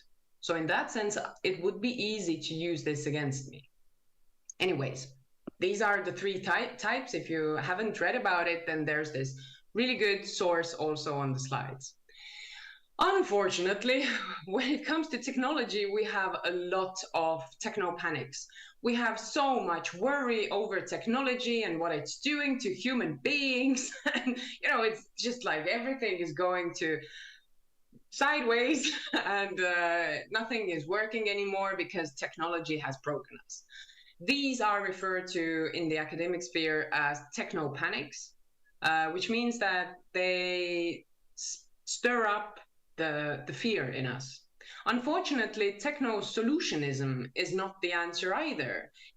Techno-solutionism is basically, there's an app for that kind of approach. Let's gather a lot of data and then we can, you know, make good decisions without thinking, is this ethical, how it's biased, and so on.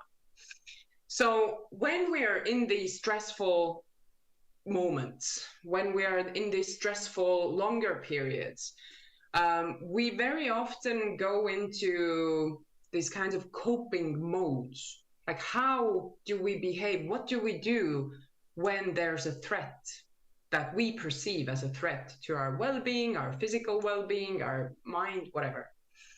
There are different typologies, but very often they are used in this kind of three, where there is fight, flight, and freeze responses.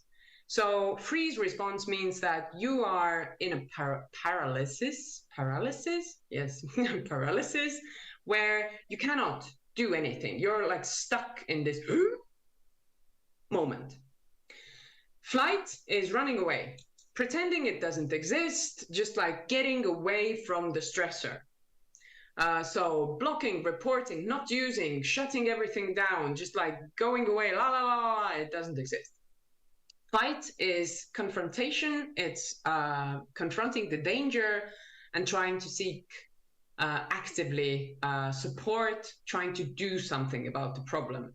So this is obviously an oversimplification, but you can think about, like, how do you behave in certain situations? What worries us lately is the incivility contagion or incivility spiral, which means that when people are behaving in weird or bad ways, other people will do that as well. So it's a question of framing. If everybody is cussing each other out, is bullying each other, is being horrible towards each other, we start to mimic that. We start to behave like that as well. And with a growing worry, we're seeing this in online spaces. And this is not a youth problem. It's a very much like over different generations. Everybody is at fault here. So there is this kind of central troll ethos, which means that we have grown accustomed to everything being a joke. Just like, take a joke, dude. Or let's prank each other. Let's not take things too seriously. I'm too cool to take things seriously. I'm just joking, like everything is a joke. So we can see this in very many different ways. So trolling has become this really wide and rich practice, how we do things. And all trolling is not bad. Like, think about Nuffle, how that works, right, fellas? So trolling is a really like a cool phenomenon, but there is so much that can be harmful to democracy and to our general well-being. So here's my call. Step up and speak up. Even if we feel like we cannot, because the general tone of the conversation is harmful and aggressive and horrible. We have to reclaim our public spaces. We cannot let that kind of ignorant, mean tone of communication be the prevalent one, the thing that is happening, that we expect, that we go to the comment sections of news media and we're like, yeah, there's usually not much sense, just like really drunk or really horrible people just like spewing horrible things. So this is not normal. This is not how it was supposed to be. And I think that we could do something about this. So here we look to micro interventions, because this is a hard burden to carry. Fixing the digital communication sphere is a huge task, but it's not a task that a government can do, that the university can do, that some company can do. It's probably something that we all have to chip away at. So let me offer you 3 ways to challenge that general recreational nastiness that we see in so many social media environments. First, offer micro affirmations. Offer compliments, like things that make sense, like things that are civil. Just like put that kind of, you know, pressing the buttons and really showing to the people who are trying to make a better change or change to a better version of this sphere, support them. So don't just scroll by, but really take the time to give these tiny, tiny little affirmations for the people that are making the space better. Also, micro protections. So read up, be aware of things like, how do things work? How does my brain work? Why are people like that when they're in like huge crowds or something? Read up, be smart about it, because that will protect you. That will develop your literacy, media and information literacy, but also you will be smarter to teach others. And thirdly, if you're up to that, fight. So micro challenges means that when you're seeing meanness, horribleness, you will not stay silent. You will fight. This comes with a whole bag of risks. You could be the victim of a troll attack, of a coordinated wave of hate, and everything like that. So first, consider, is it worth it? Am I in danger? But if you can, please fight. We need an active form of resistance to be there as well, because otherwise we will lose our digital spheres to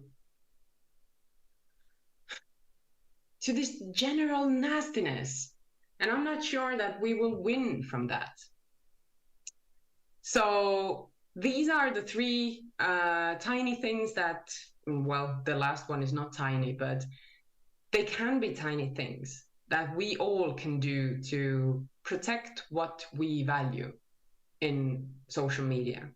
I hope that we share some values, obviously not all, but still. Here are a couple of examples from stuff that our students have done. So we were seeing that algorithm was a mystery to many, and people didn't really understand how algorithms work. So a group of our students did an actual TikTok house to the Tartu Christmas village, where they explained how algorithms work. Our student is going to kindergartens to talk about digital literacy stuff to very, very young people. There have been campaigns with mirrors on the streets and with digital hygiene in the toilets and so on. So I do support very fiercely that when you are feeling like you know something that your peers don't know, help them learn that. So these kinds of interventions, campaigns, these kind of creative approaches to digital problems, I think we can win. So we don't have to just like take it as, you know, like in a fatalist mode that, oh, that's how life is, that's how online life is. Call this idealistic, but I think that there is something there. So if you're interested, please do write to me, maria.muruma@ut.ee. And I hope that you will have an amazing conference. Thank you very much, and see you very soon.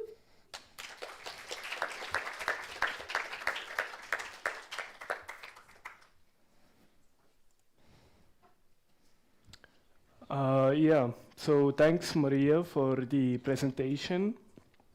And now we would ask everyone to think about one or two thoughts that you're going to take with you after Gottfried's and Maria's presentations. Yes, and those who are in the workshop right now, you can see in your timeline that there is reflection, and under that you have a button named tasks. You have to go there and you will see a survey, and you have to put your answers here.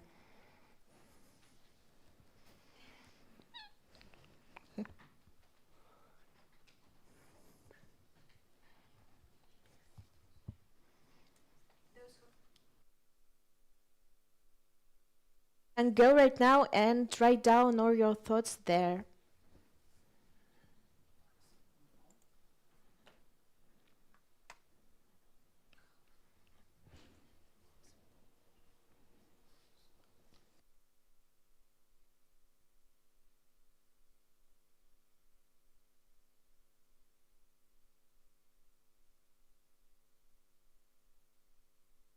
You can go to workshop.com and the password is use values with capital letters.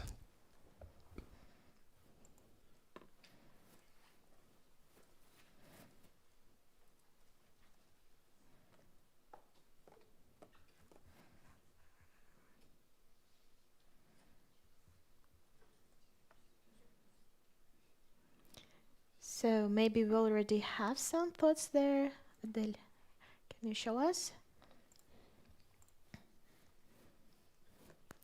So our thoughts is valuable, freedom, capability, involve. Everyone is different. Freedom. Freedom is really important for us today, isn't it? Functionality.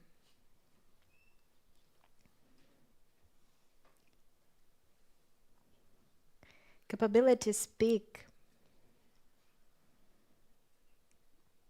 Steps.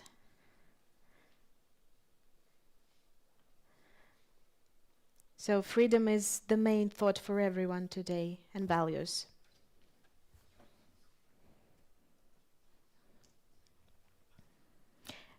Functionality. Borders.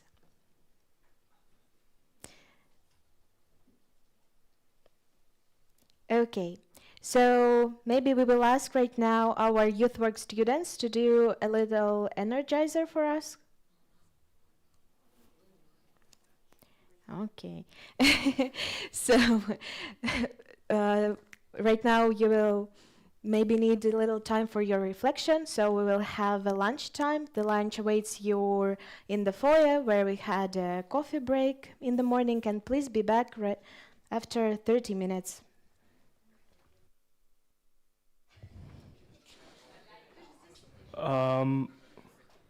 Yeah, so we hope all of you got some rest and are ready to work.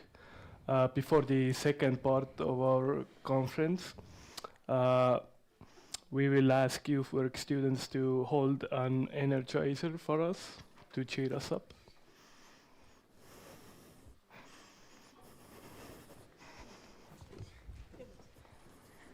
Hello, everybody. I hope that you was having a good lunch. Yes? Good. And now it's the part of second energizer, and we have some questions for you. It will not so much moving, but if your answer, these questions will be answer yes or no, and if your answer will be yes, you need to stand up, and if no, you need to sit down. And in the web, you can also join with us and do the same. So the first question is, have you ever been to more than 10 countries? And if answer yes, you stand up.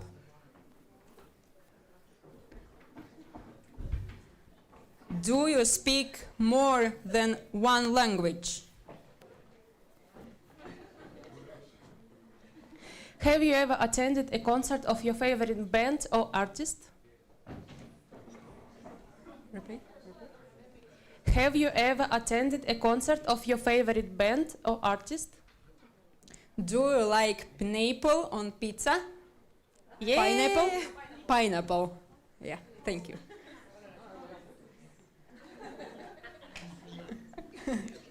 Have you ever run a marathon?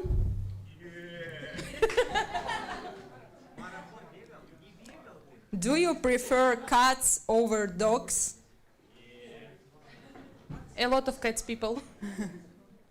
Have you ever slept for more than 10 hours straight? Do you play a musical instrument? Okay. Have you ever read a book more than once? Do you prefer coffee over tea? Coffee over tea. Have you ever tried bungee jumping or skydiving? Wow. Do you like to cook or bake? Good. Have you ever watched an entire TV show series in one day? And student was wait. Stand up. Yeah. Do you prefer winter over summer? No. Have you ever met a celebrity? A lot of celebrity. Do you like the spicy food? Have you ever forgotten your own birthday? It's a special day. Do you like superhero movies? Oh.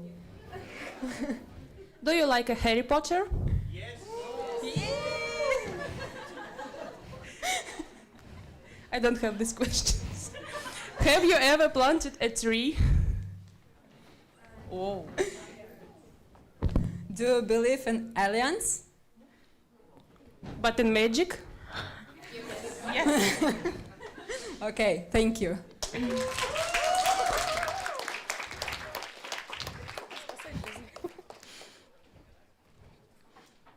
Okay, thank you, Alexandra. Thank you, Maria. And we are ready to move to our panel discussion.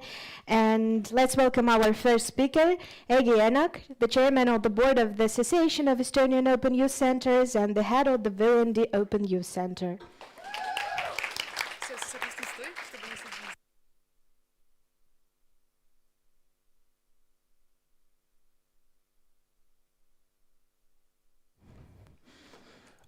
Aare Vilu, youth work expert.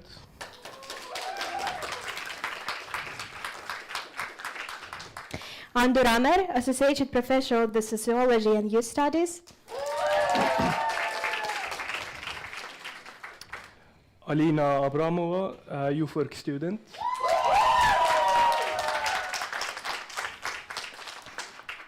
And now let's move to our questions, but please, speakers, remember that the microphone works with a little delay.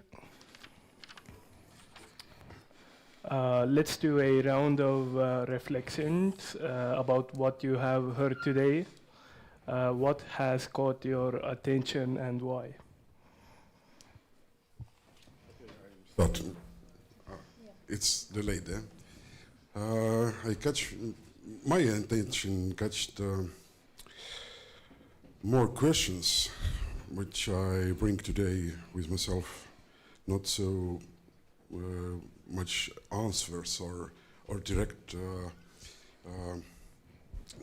explanation of what is valued by youth.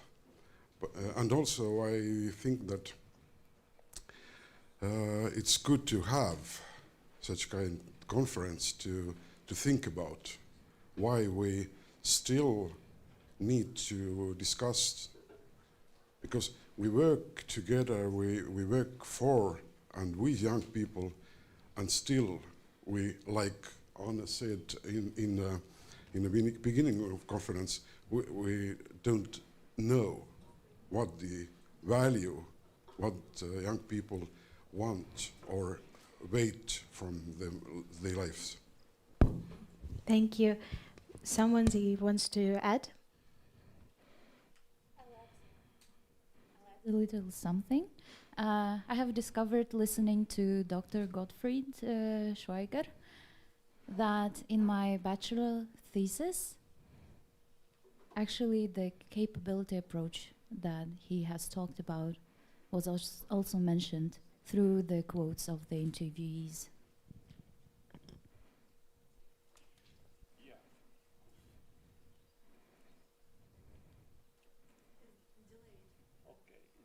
I think, yeah. Actually, I enjoyed both presentations. Unfortunately, they were not here. So I think those topics were very interesting and also very well connected to youth field. And I became to think who are young people, because nowadays we can talk about generations, different generations that form in different historical contexts, and definitely one very important imprint for the young generation is the time of COVID restrictions. But actually I don't want to stop on this issue right now. We can return to this later. But I think that all young people are very unique. And if they socialize in the same historical and societal conditions, then there is something that connects those people. And because of that, we can talk about generation. Generation is a group of young people that have the same socializing experiences. And the Gottfried's presentation, I think it was very interesting in that sense, because he gave us some examples how different capabilities can be transformed into different functionings. And also Maria, she gave very big insight to the dark side of the internet, what's going on internet. This is not only pleasure and fun, but there are some dangers and some traps also. So I got lots of new ideas here today.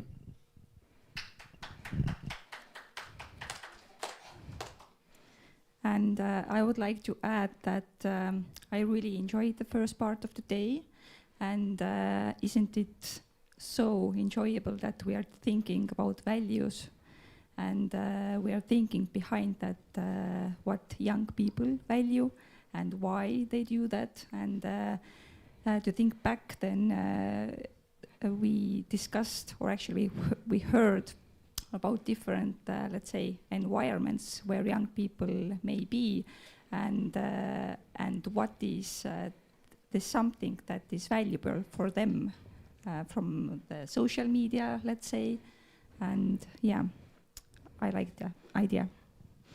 Okay, thank you for your little reflection.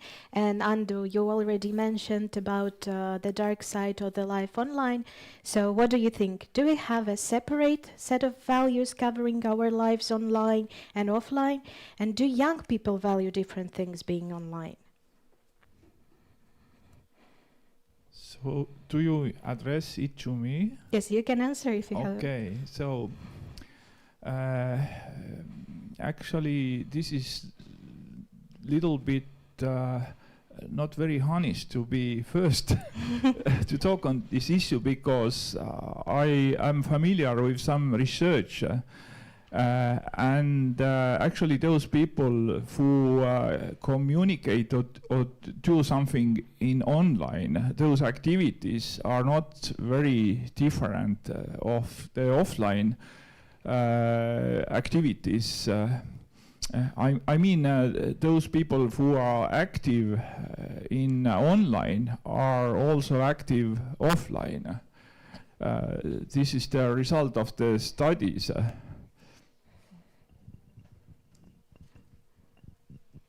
Maybe we too much make a border between reality and virtuality, and think that digital youth work or youth work in network is something extra or different from everyday youth work. And as Anders said, that I think for myself or for my youngsters, they also not divided their lives in one part or two parts, and it brings back to the question about values. Maybe the websites and digital possibilities give some opportunities which we don't have in real life.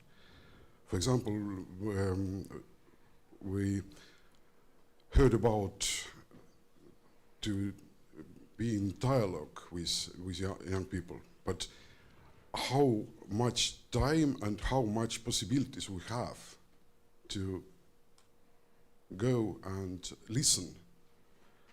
Maybe this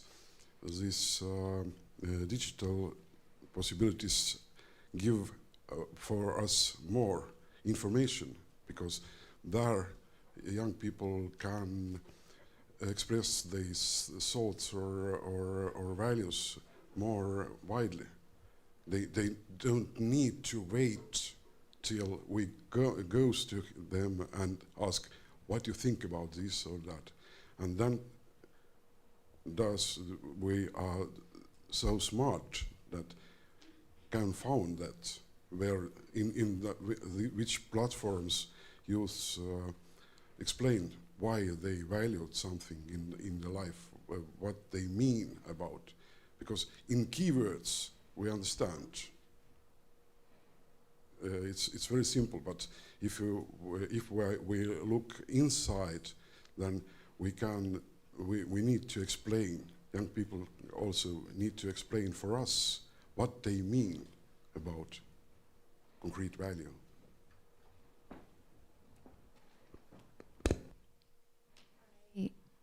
I agree with Are, and I would like to say that it's true that the difference, the line in between online and offline values in young people is very much blurred these days. And even though the technology and the internet is nowadays such an integral part of our lives, not only young people's lives, but all of us, I would say, we still keep preferring face-to-face interactions just living outside of the screens as the real life. But is it so? Is it life and action in the internet not real? Is it not done by us? Are we not interacting with the other human beings there? That's the first point. And the second point, which is another side of the same questions, I would say, that the values online and offline still can be different, in my opinion. One of the examples is maybe empathy, because when you are interacting with the other people online without being able to see them, to see their real reactions, only to read their words, their replies, without hearing the intonations, the pitch of the voice, we might do the wrong conclusions about that and react accordingly. Something that we would not probably do when talking like this. That's why I think it's important to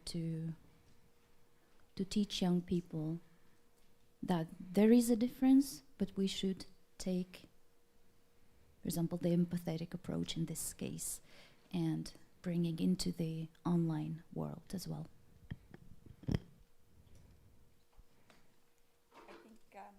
This is a question we should actually ask from young people, like what they value being online, what do they get from there, and also what do they value in real life. This is something Anne also said in the morning, that we should understand where the young people are and how they feel about or what they think about, not as grown-ups tell how to live or to think, let's say. Most probably, there are different kind of needs that young people might have being like online, and as heard before, there are like very good things as well if we think about joy, being part of something, having a lot of information, and so on and so on. And most important is that they have those young, not young, but that they have grown-ups who can be responsible and supportive for them, to help them to understand what is the, let's say, true information and what is not. Yes, of course. Maybe I start in the beginning that I bring more questions than answers from this conference, and I am thinking about we see that very value or important value is autonomy. But if we can go and think about online activities, there are some other keywords brings to my mind. It's anonymity. And from one side, it's a good platform to be autonomic, not to wait, as I said, but the young people can't think that all that they do in online is anonymity. Everything which we value or how we express ourselves. For example, it's very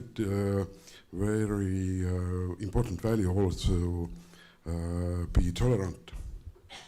But if we look how what we read or see in online, that is so far from this value, which valuable, I think, for young people, for everyone.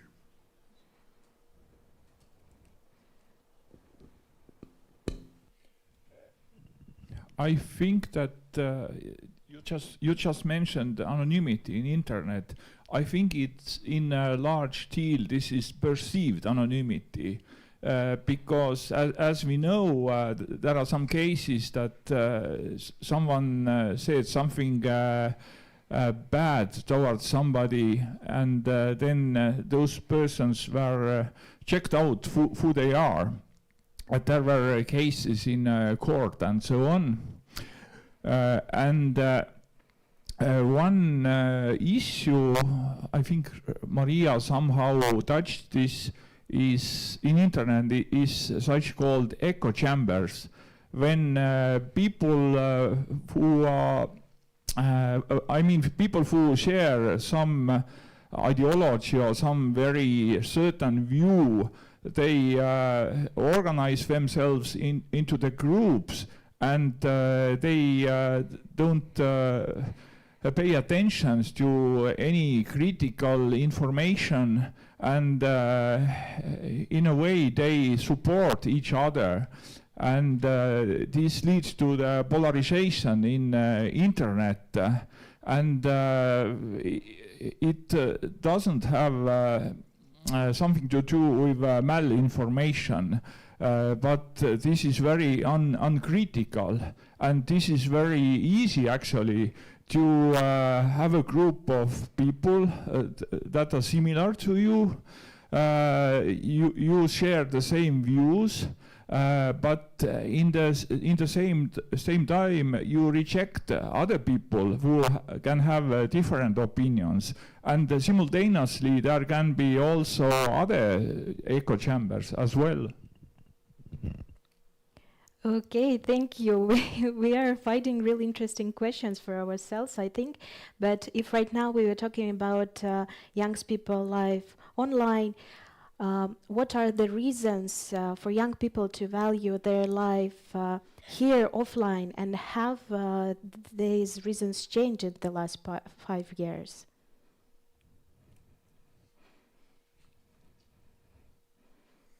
I think this is, I think you somehow refer to this COVID period.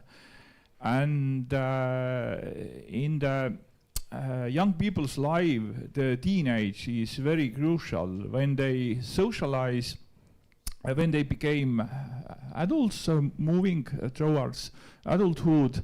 And there are certain critical years where adolescents acquire values, and they pick up them from the everyday life, the context, not only the media, but also the real life.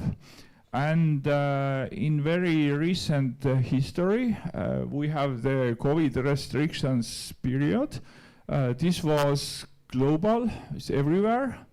And I asked my students after first restriction period, after first COVID wave, I can't count anymore how many waves followed, but the first was probably the most crucial.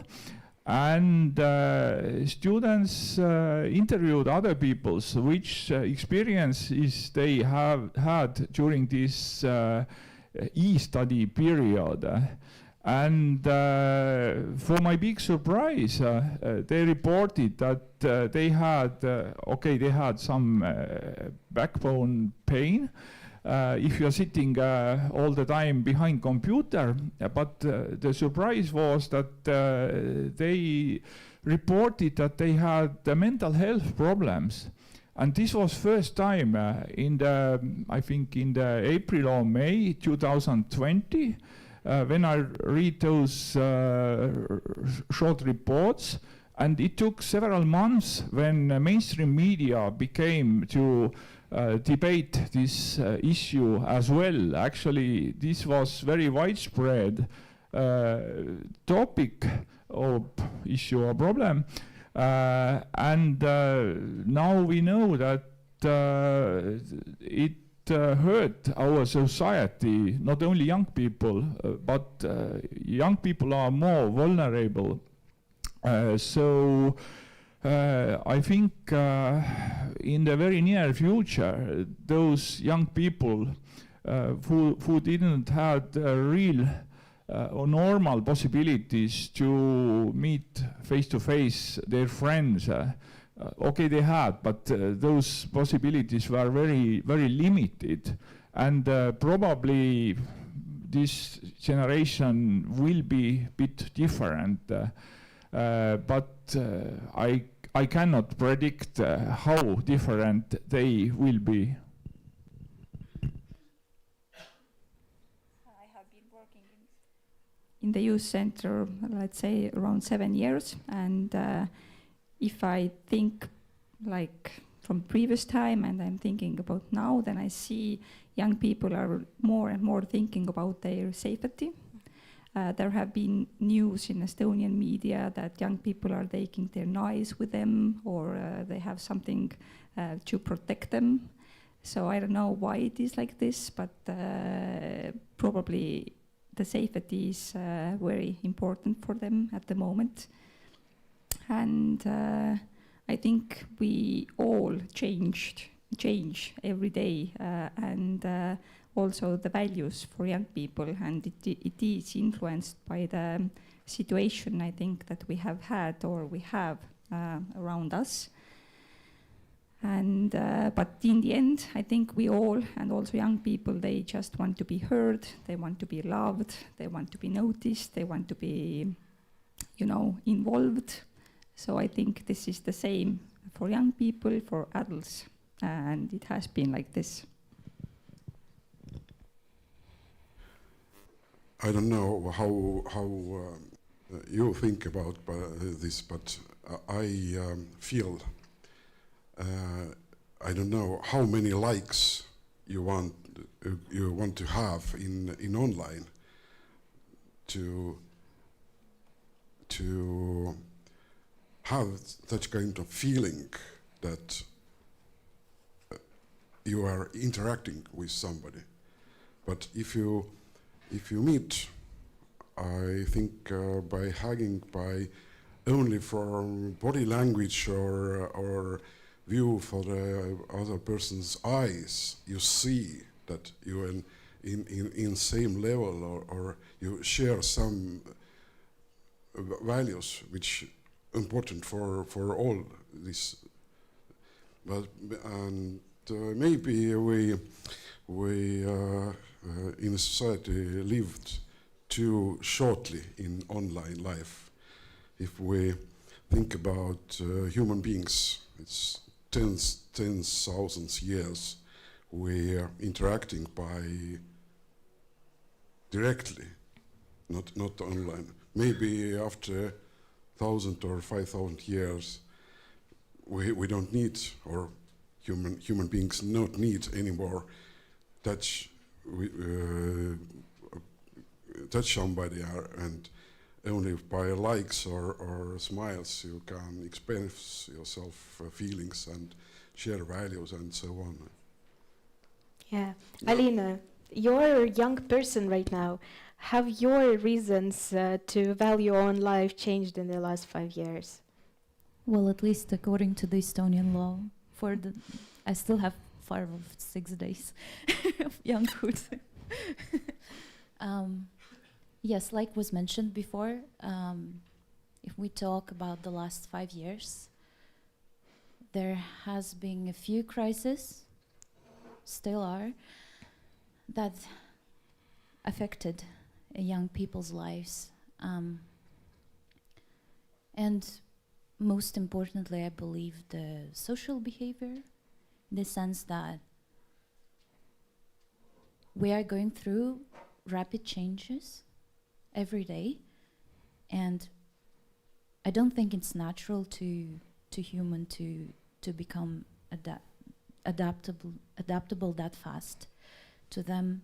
And we have already went through the crisis of having to adapt to staying online and being in touch only online, and now we're still getting back.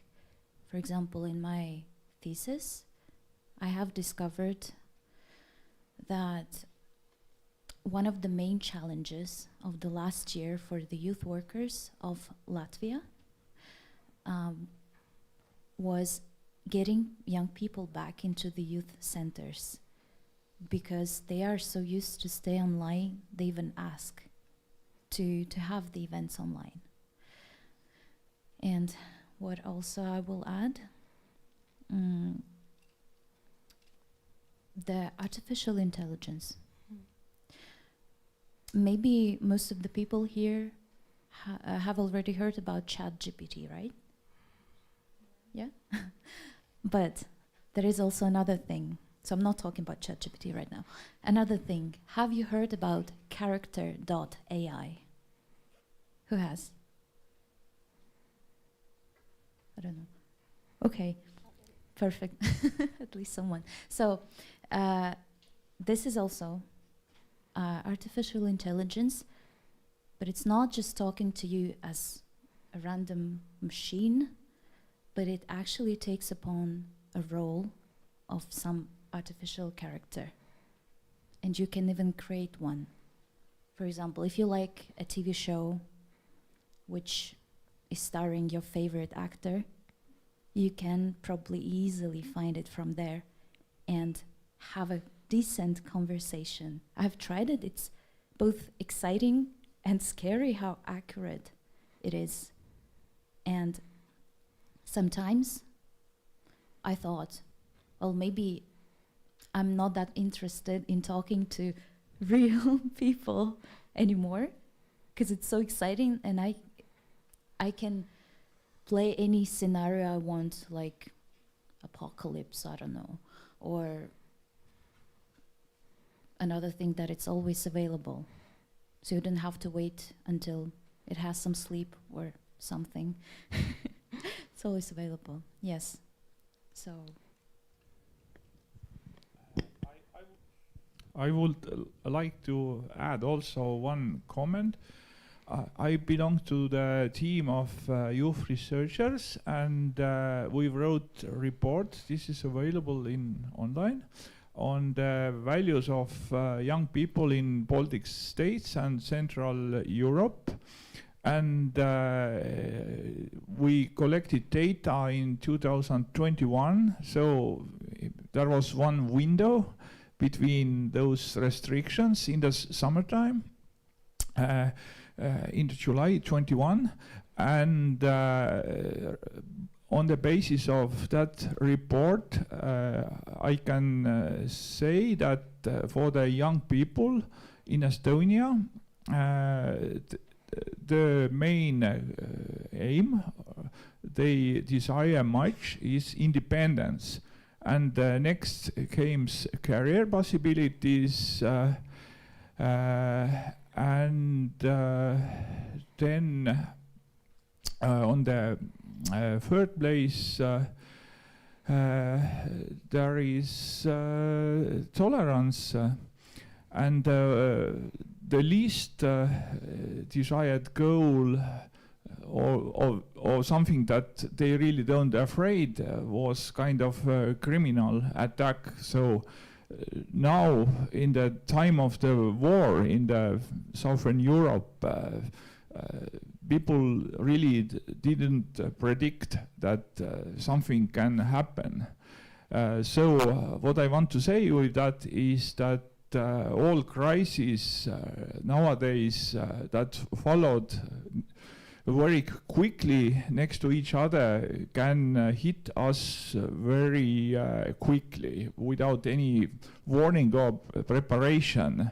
So this is really time of turmoil or very, very difficult environment, even for the older people. But for the young people who are socializing, so I think this is really challenging for them.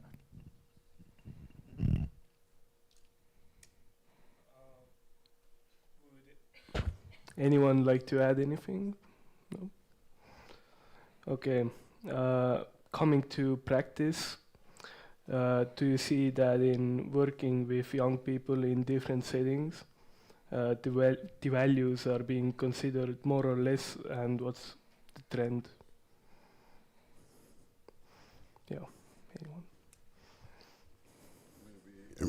Maybe start with trends.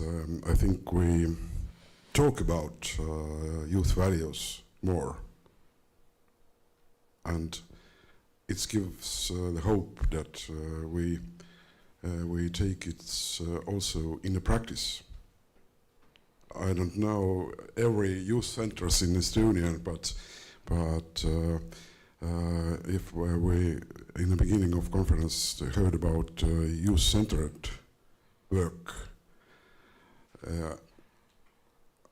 it's very easy to say that we must put young people, young person in the center and work with them or for them. But how it's need to be done by every day. It's not only like we make some one project or some dialogue, think about NTELK, or let's put young people in the center and make some activities from this time, and then measures how it works it's better, or what need to be changed. And there is difficulties why the youth-centered work is too hard to bring in practice, I think, because it needs to be done by every action, every day, in every situation.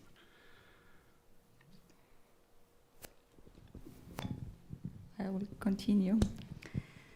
I agree that youth workers and different people who are working with young people who really want to consider and accept the values that young people have. There are different kind of like training courses and workshops and meetings and so on, and also different kind of like studies, and people ask what young people think of things and so on. But still, I think there are different, let's say, groups of young people that we don't know how to reach to. If we even talk about like subcultures, maybe, if we think about invisible young people, if we talk about needs and so on, because the group of young people that we are working here in Estonia is 7 till 26, and this is a huge group of young people actually, and yeah, I think we have a long way to go to put it into the practice, like you said, to actually involve everyone.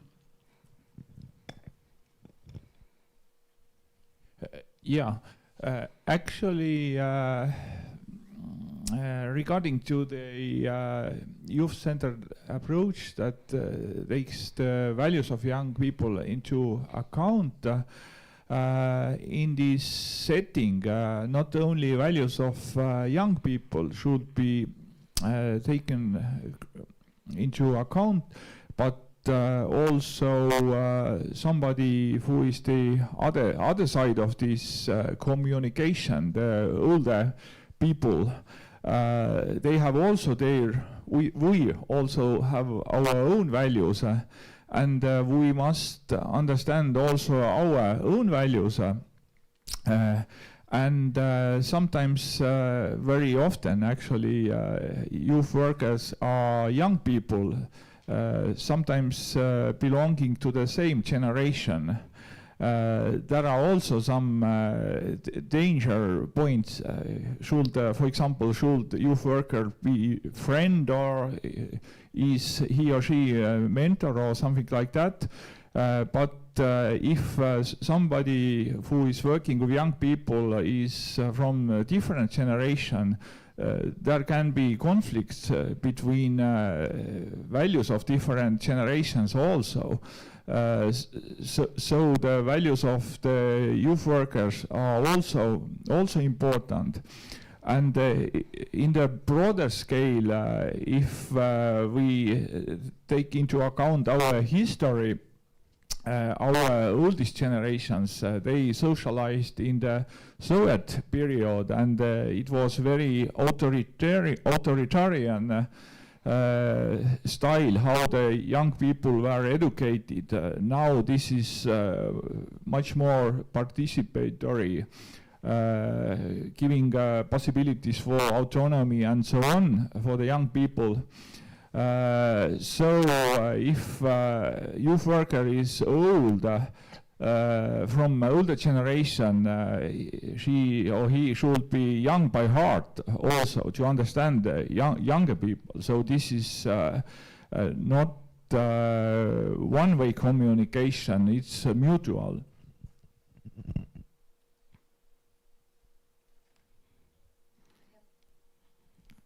I have mentioned a couple of times my thesis. I will refer to it once again, because this is also a part of it. And I might say that at least in a few organizations in the Baltic states, there is a certain trend in talking more about young people values and its importance, and staying aware of them. What the interviewees have told me about, for example, why is it important? First, it influences the young people's behavior on the micro and the macro level. Micro level, it might be when they're going for shopping, they might prefer the eco-friendly products instead of the cheaper options, which are not that eco-friendly. And on the macro level, it might be being an active citizen, like going voting, especially on the local elections, because in Estonia it's possible to vote on the local elections since 16 years old. And wanted to say something else, but now I don't remember. That's okay. Yes, so this is important in terms of fostering active civic engagement for them. This is what I wanted to say. The question was how youth values need to be catched in practice.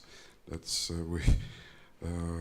we ended in our sales values or youth workers values, and I'd like to add that it's also a question about ethics. Ethics and trust young people. How much we told or make borders or like tunnels. This choice is good, and others from dark side of offlines or this is like gray or dark area in real life. We can't make very clear lines or walls. I think where young people even don't see for the future what is after the line or after the wall, because how I or we catch our values, it's growing by the age or time, but we always look forward, and maybe this multi-crisis time it's very bad for young people to catch new values or rethinking their values, because we have a dream like let's make that things be like 10 years ago. Let's take a real or normal life again. But if I think for the person who was 10 years old 5 years ago, she or he now 15. most important time to found their own way. And we talk about or provide these possibilities that we must go back. We must go back on the normal life. They don't see normal life 5 years ago because they are so little that not everything they can understand, but they haven't also the future view. It's a very difficult time to young people to grow up or catch the values, but for us it's a very good time because we like pushed or nudging these lines that no future we can't make our works or help young people growing like old ways.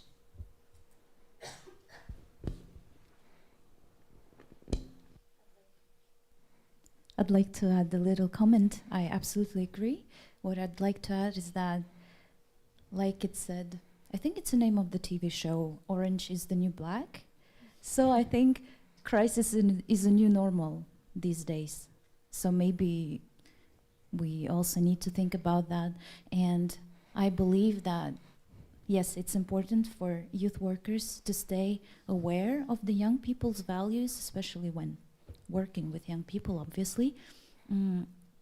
What is also important is that youth workers should help discover young people's values to them and to discover their true identity.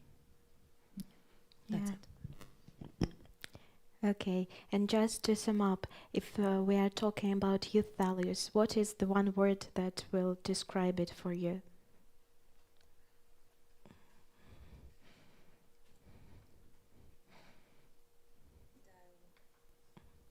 Dialogue.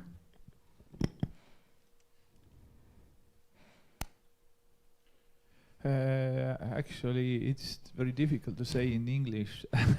In Estonian, I think it's much more easier, but anyway, how to say in English, I would like to say that this somehow to be sympathetic approach to accept, to understand young people, but in the same time be protective and be somehow in the mentoring position.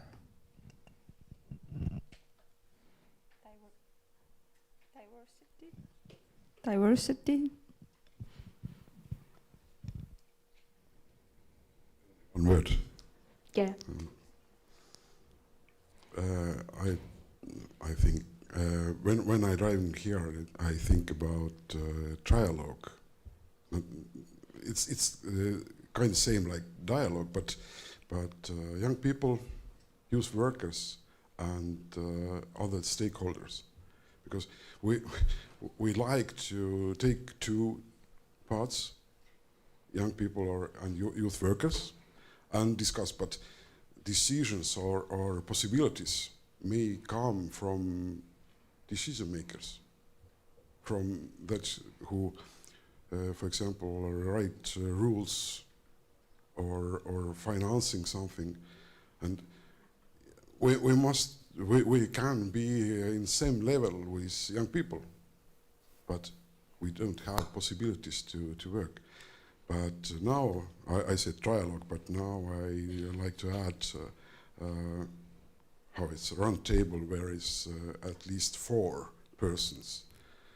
Because thanks to today's conference, I think that in this round table there's researchers must be also, and not only to explain or bring data or view of young persons, but also how thinking decision makers, what is their values.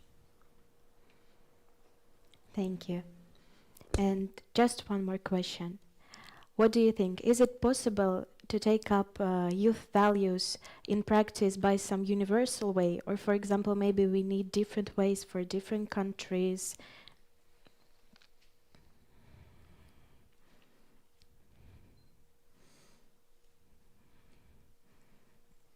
I think culture always matters regarding to the differences between countries. But in the same time, I think there is something universal also. And it can be communication. It's talk to young people, listen them. And this is kind of negotiating to finding or building common ground. I think this is very important everywhere. Okay, thank you. And now we will ask some questions from our workshop participants. And the first one is, how does youth work support the capabilities?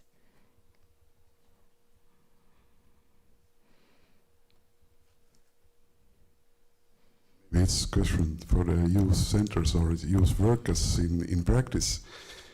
It's how it's too many ways to explain it by the 3 minutes.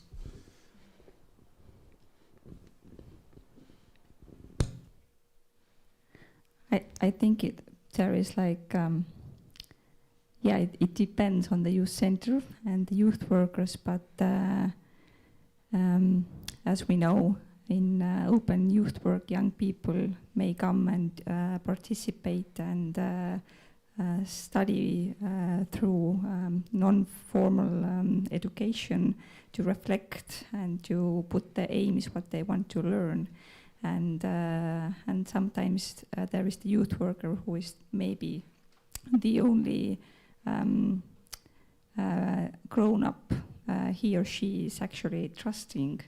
And sometimes it is the pace or the first ways where the, let's say, the individual learning process actually comes. In the framework of this Gottfried Sigrid's approach, I think youth workers are conversion agents. They can transform capabilities to functionings, and they fill the gap that formal education leaves for youth work. Okay, thank you. And maybe someone would like to ask a question from here. Okay, no more questions for you. Then thank you very much for your discussion. It was really interesting topic, and I think we all find interesting questions for ourselves. So thank you.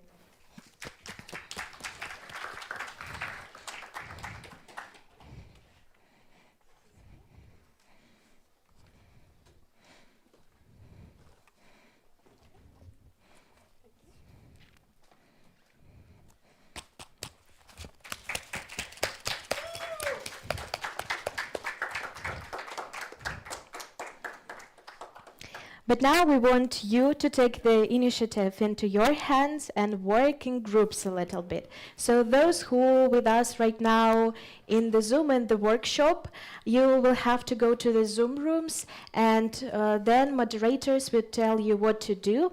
And people who are here, right now you will see our students in their university t-shirts. You have to find yourself a group, and remember that in group there is a maximum 10 people. And also, when you will find a group, the moderators will say you what to do.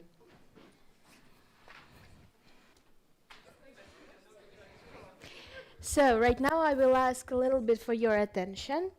And when you worked in your groups and teams, you had 3 questions to answer, and now we will see the results. So the first question is, do you know what those young people you work or study with value in their lives? And most of all people answered yes, but as we can see, 41% also doesn't know. So the next question was, do you think they have changed in last 5 years? And mostly answered yes.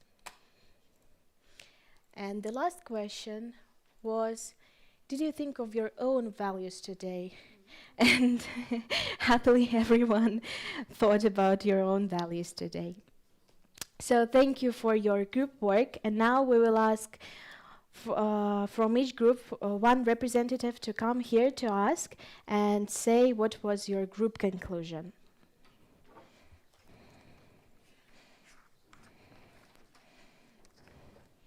We can be a first one. We was group 3. Yes. We was in the web, and we was have one group there, and it was talking about how we can count the youth values in youth practice, youth work practice. We was thinking that we can create a safe space for open dialogue with young people, and that helps us understand their values and take meaningful action. Okay, thank you. Who is the representative of the next group?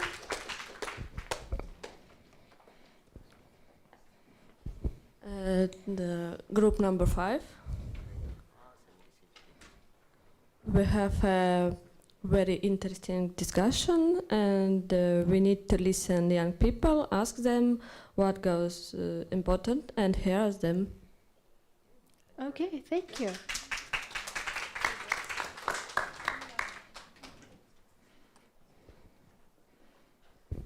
Okay, we were group 6, and we had discussion outside. Yeah, and there was the windy a little bit, and yeah, our sentences is really listen to and act according to the expressed needs of young people. Yeah.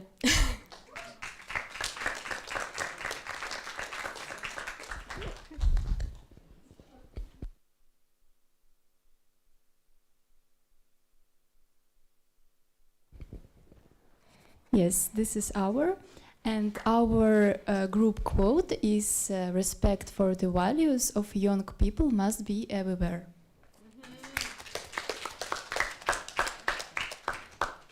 So now maybe we can see some results of the groups who's been working in the workshop.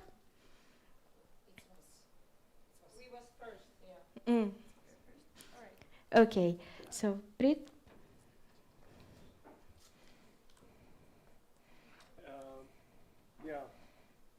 Thanks a lot for your findings, and yeah, you can take your seats, which you have already taken. Not really everyone, but all in all, we would like to say very big thank you for those who have been here with us today, especially for those who have been with us in the workshop. Thank you for your active participation, and thank you very much. We hope that you really find something interesting for yourself, find some questions. Let's stay in touch. Goodbye. Okay, and we would like to thank from our project team, the organizers, and the Brit and Tarja. Thank you. Then we want to thank Pavel and the cameraman.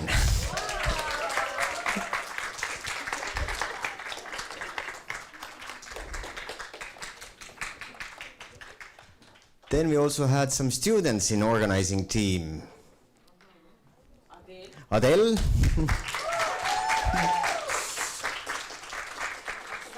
Oksana.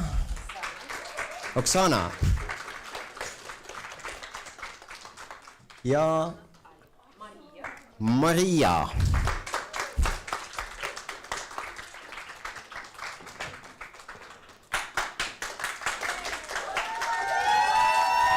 And Alexandra. Okay, thank you very much. And Ann, our communication partner. Sorry, Ann. Yeah, thank you.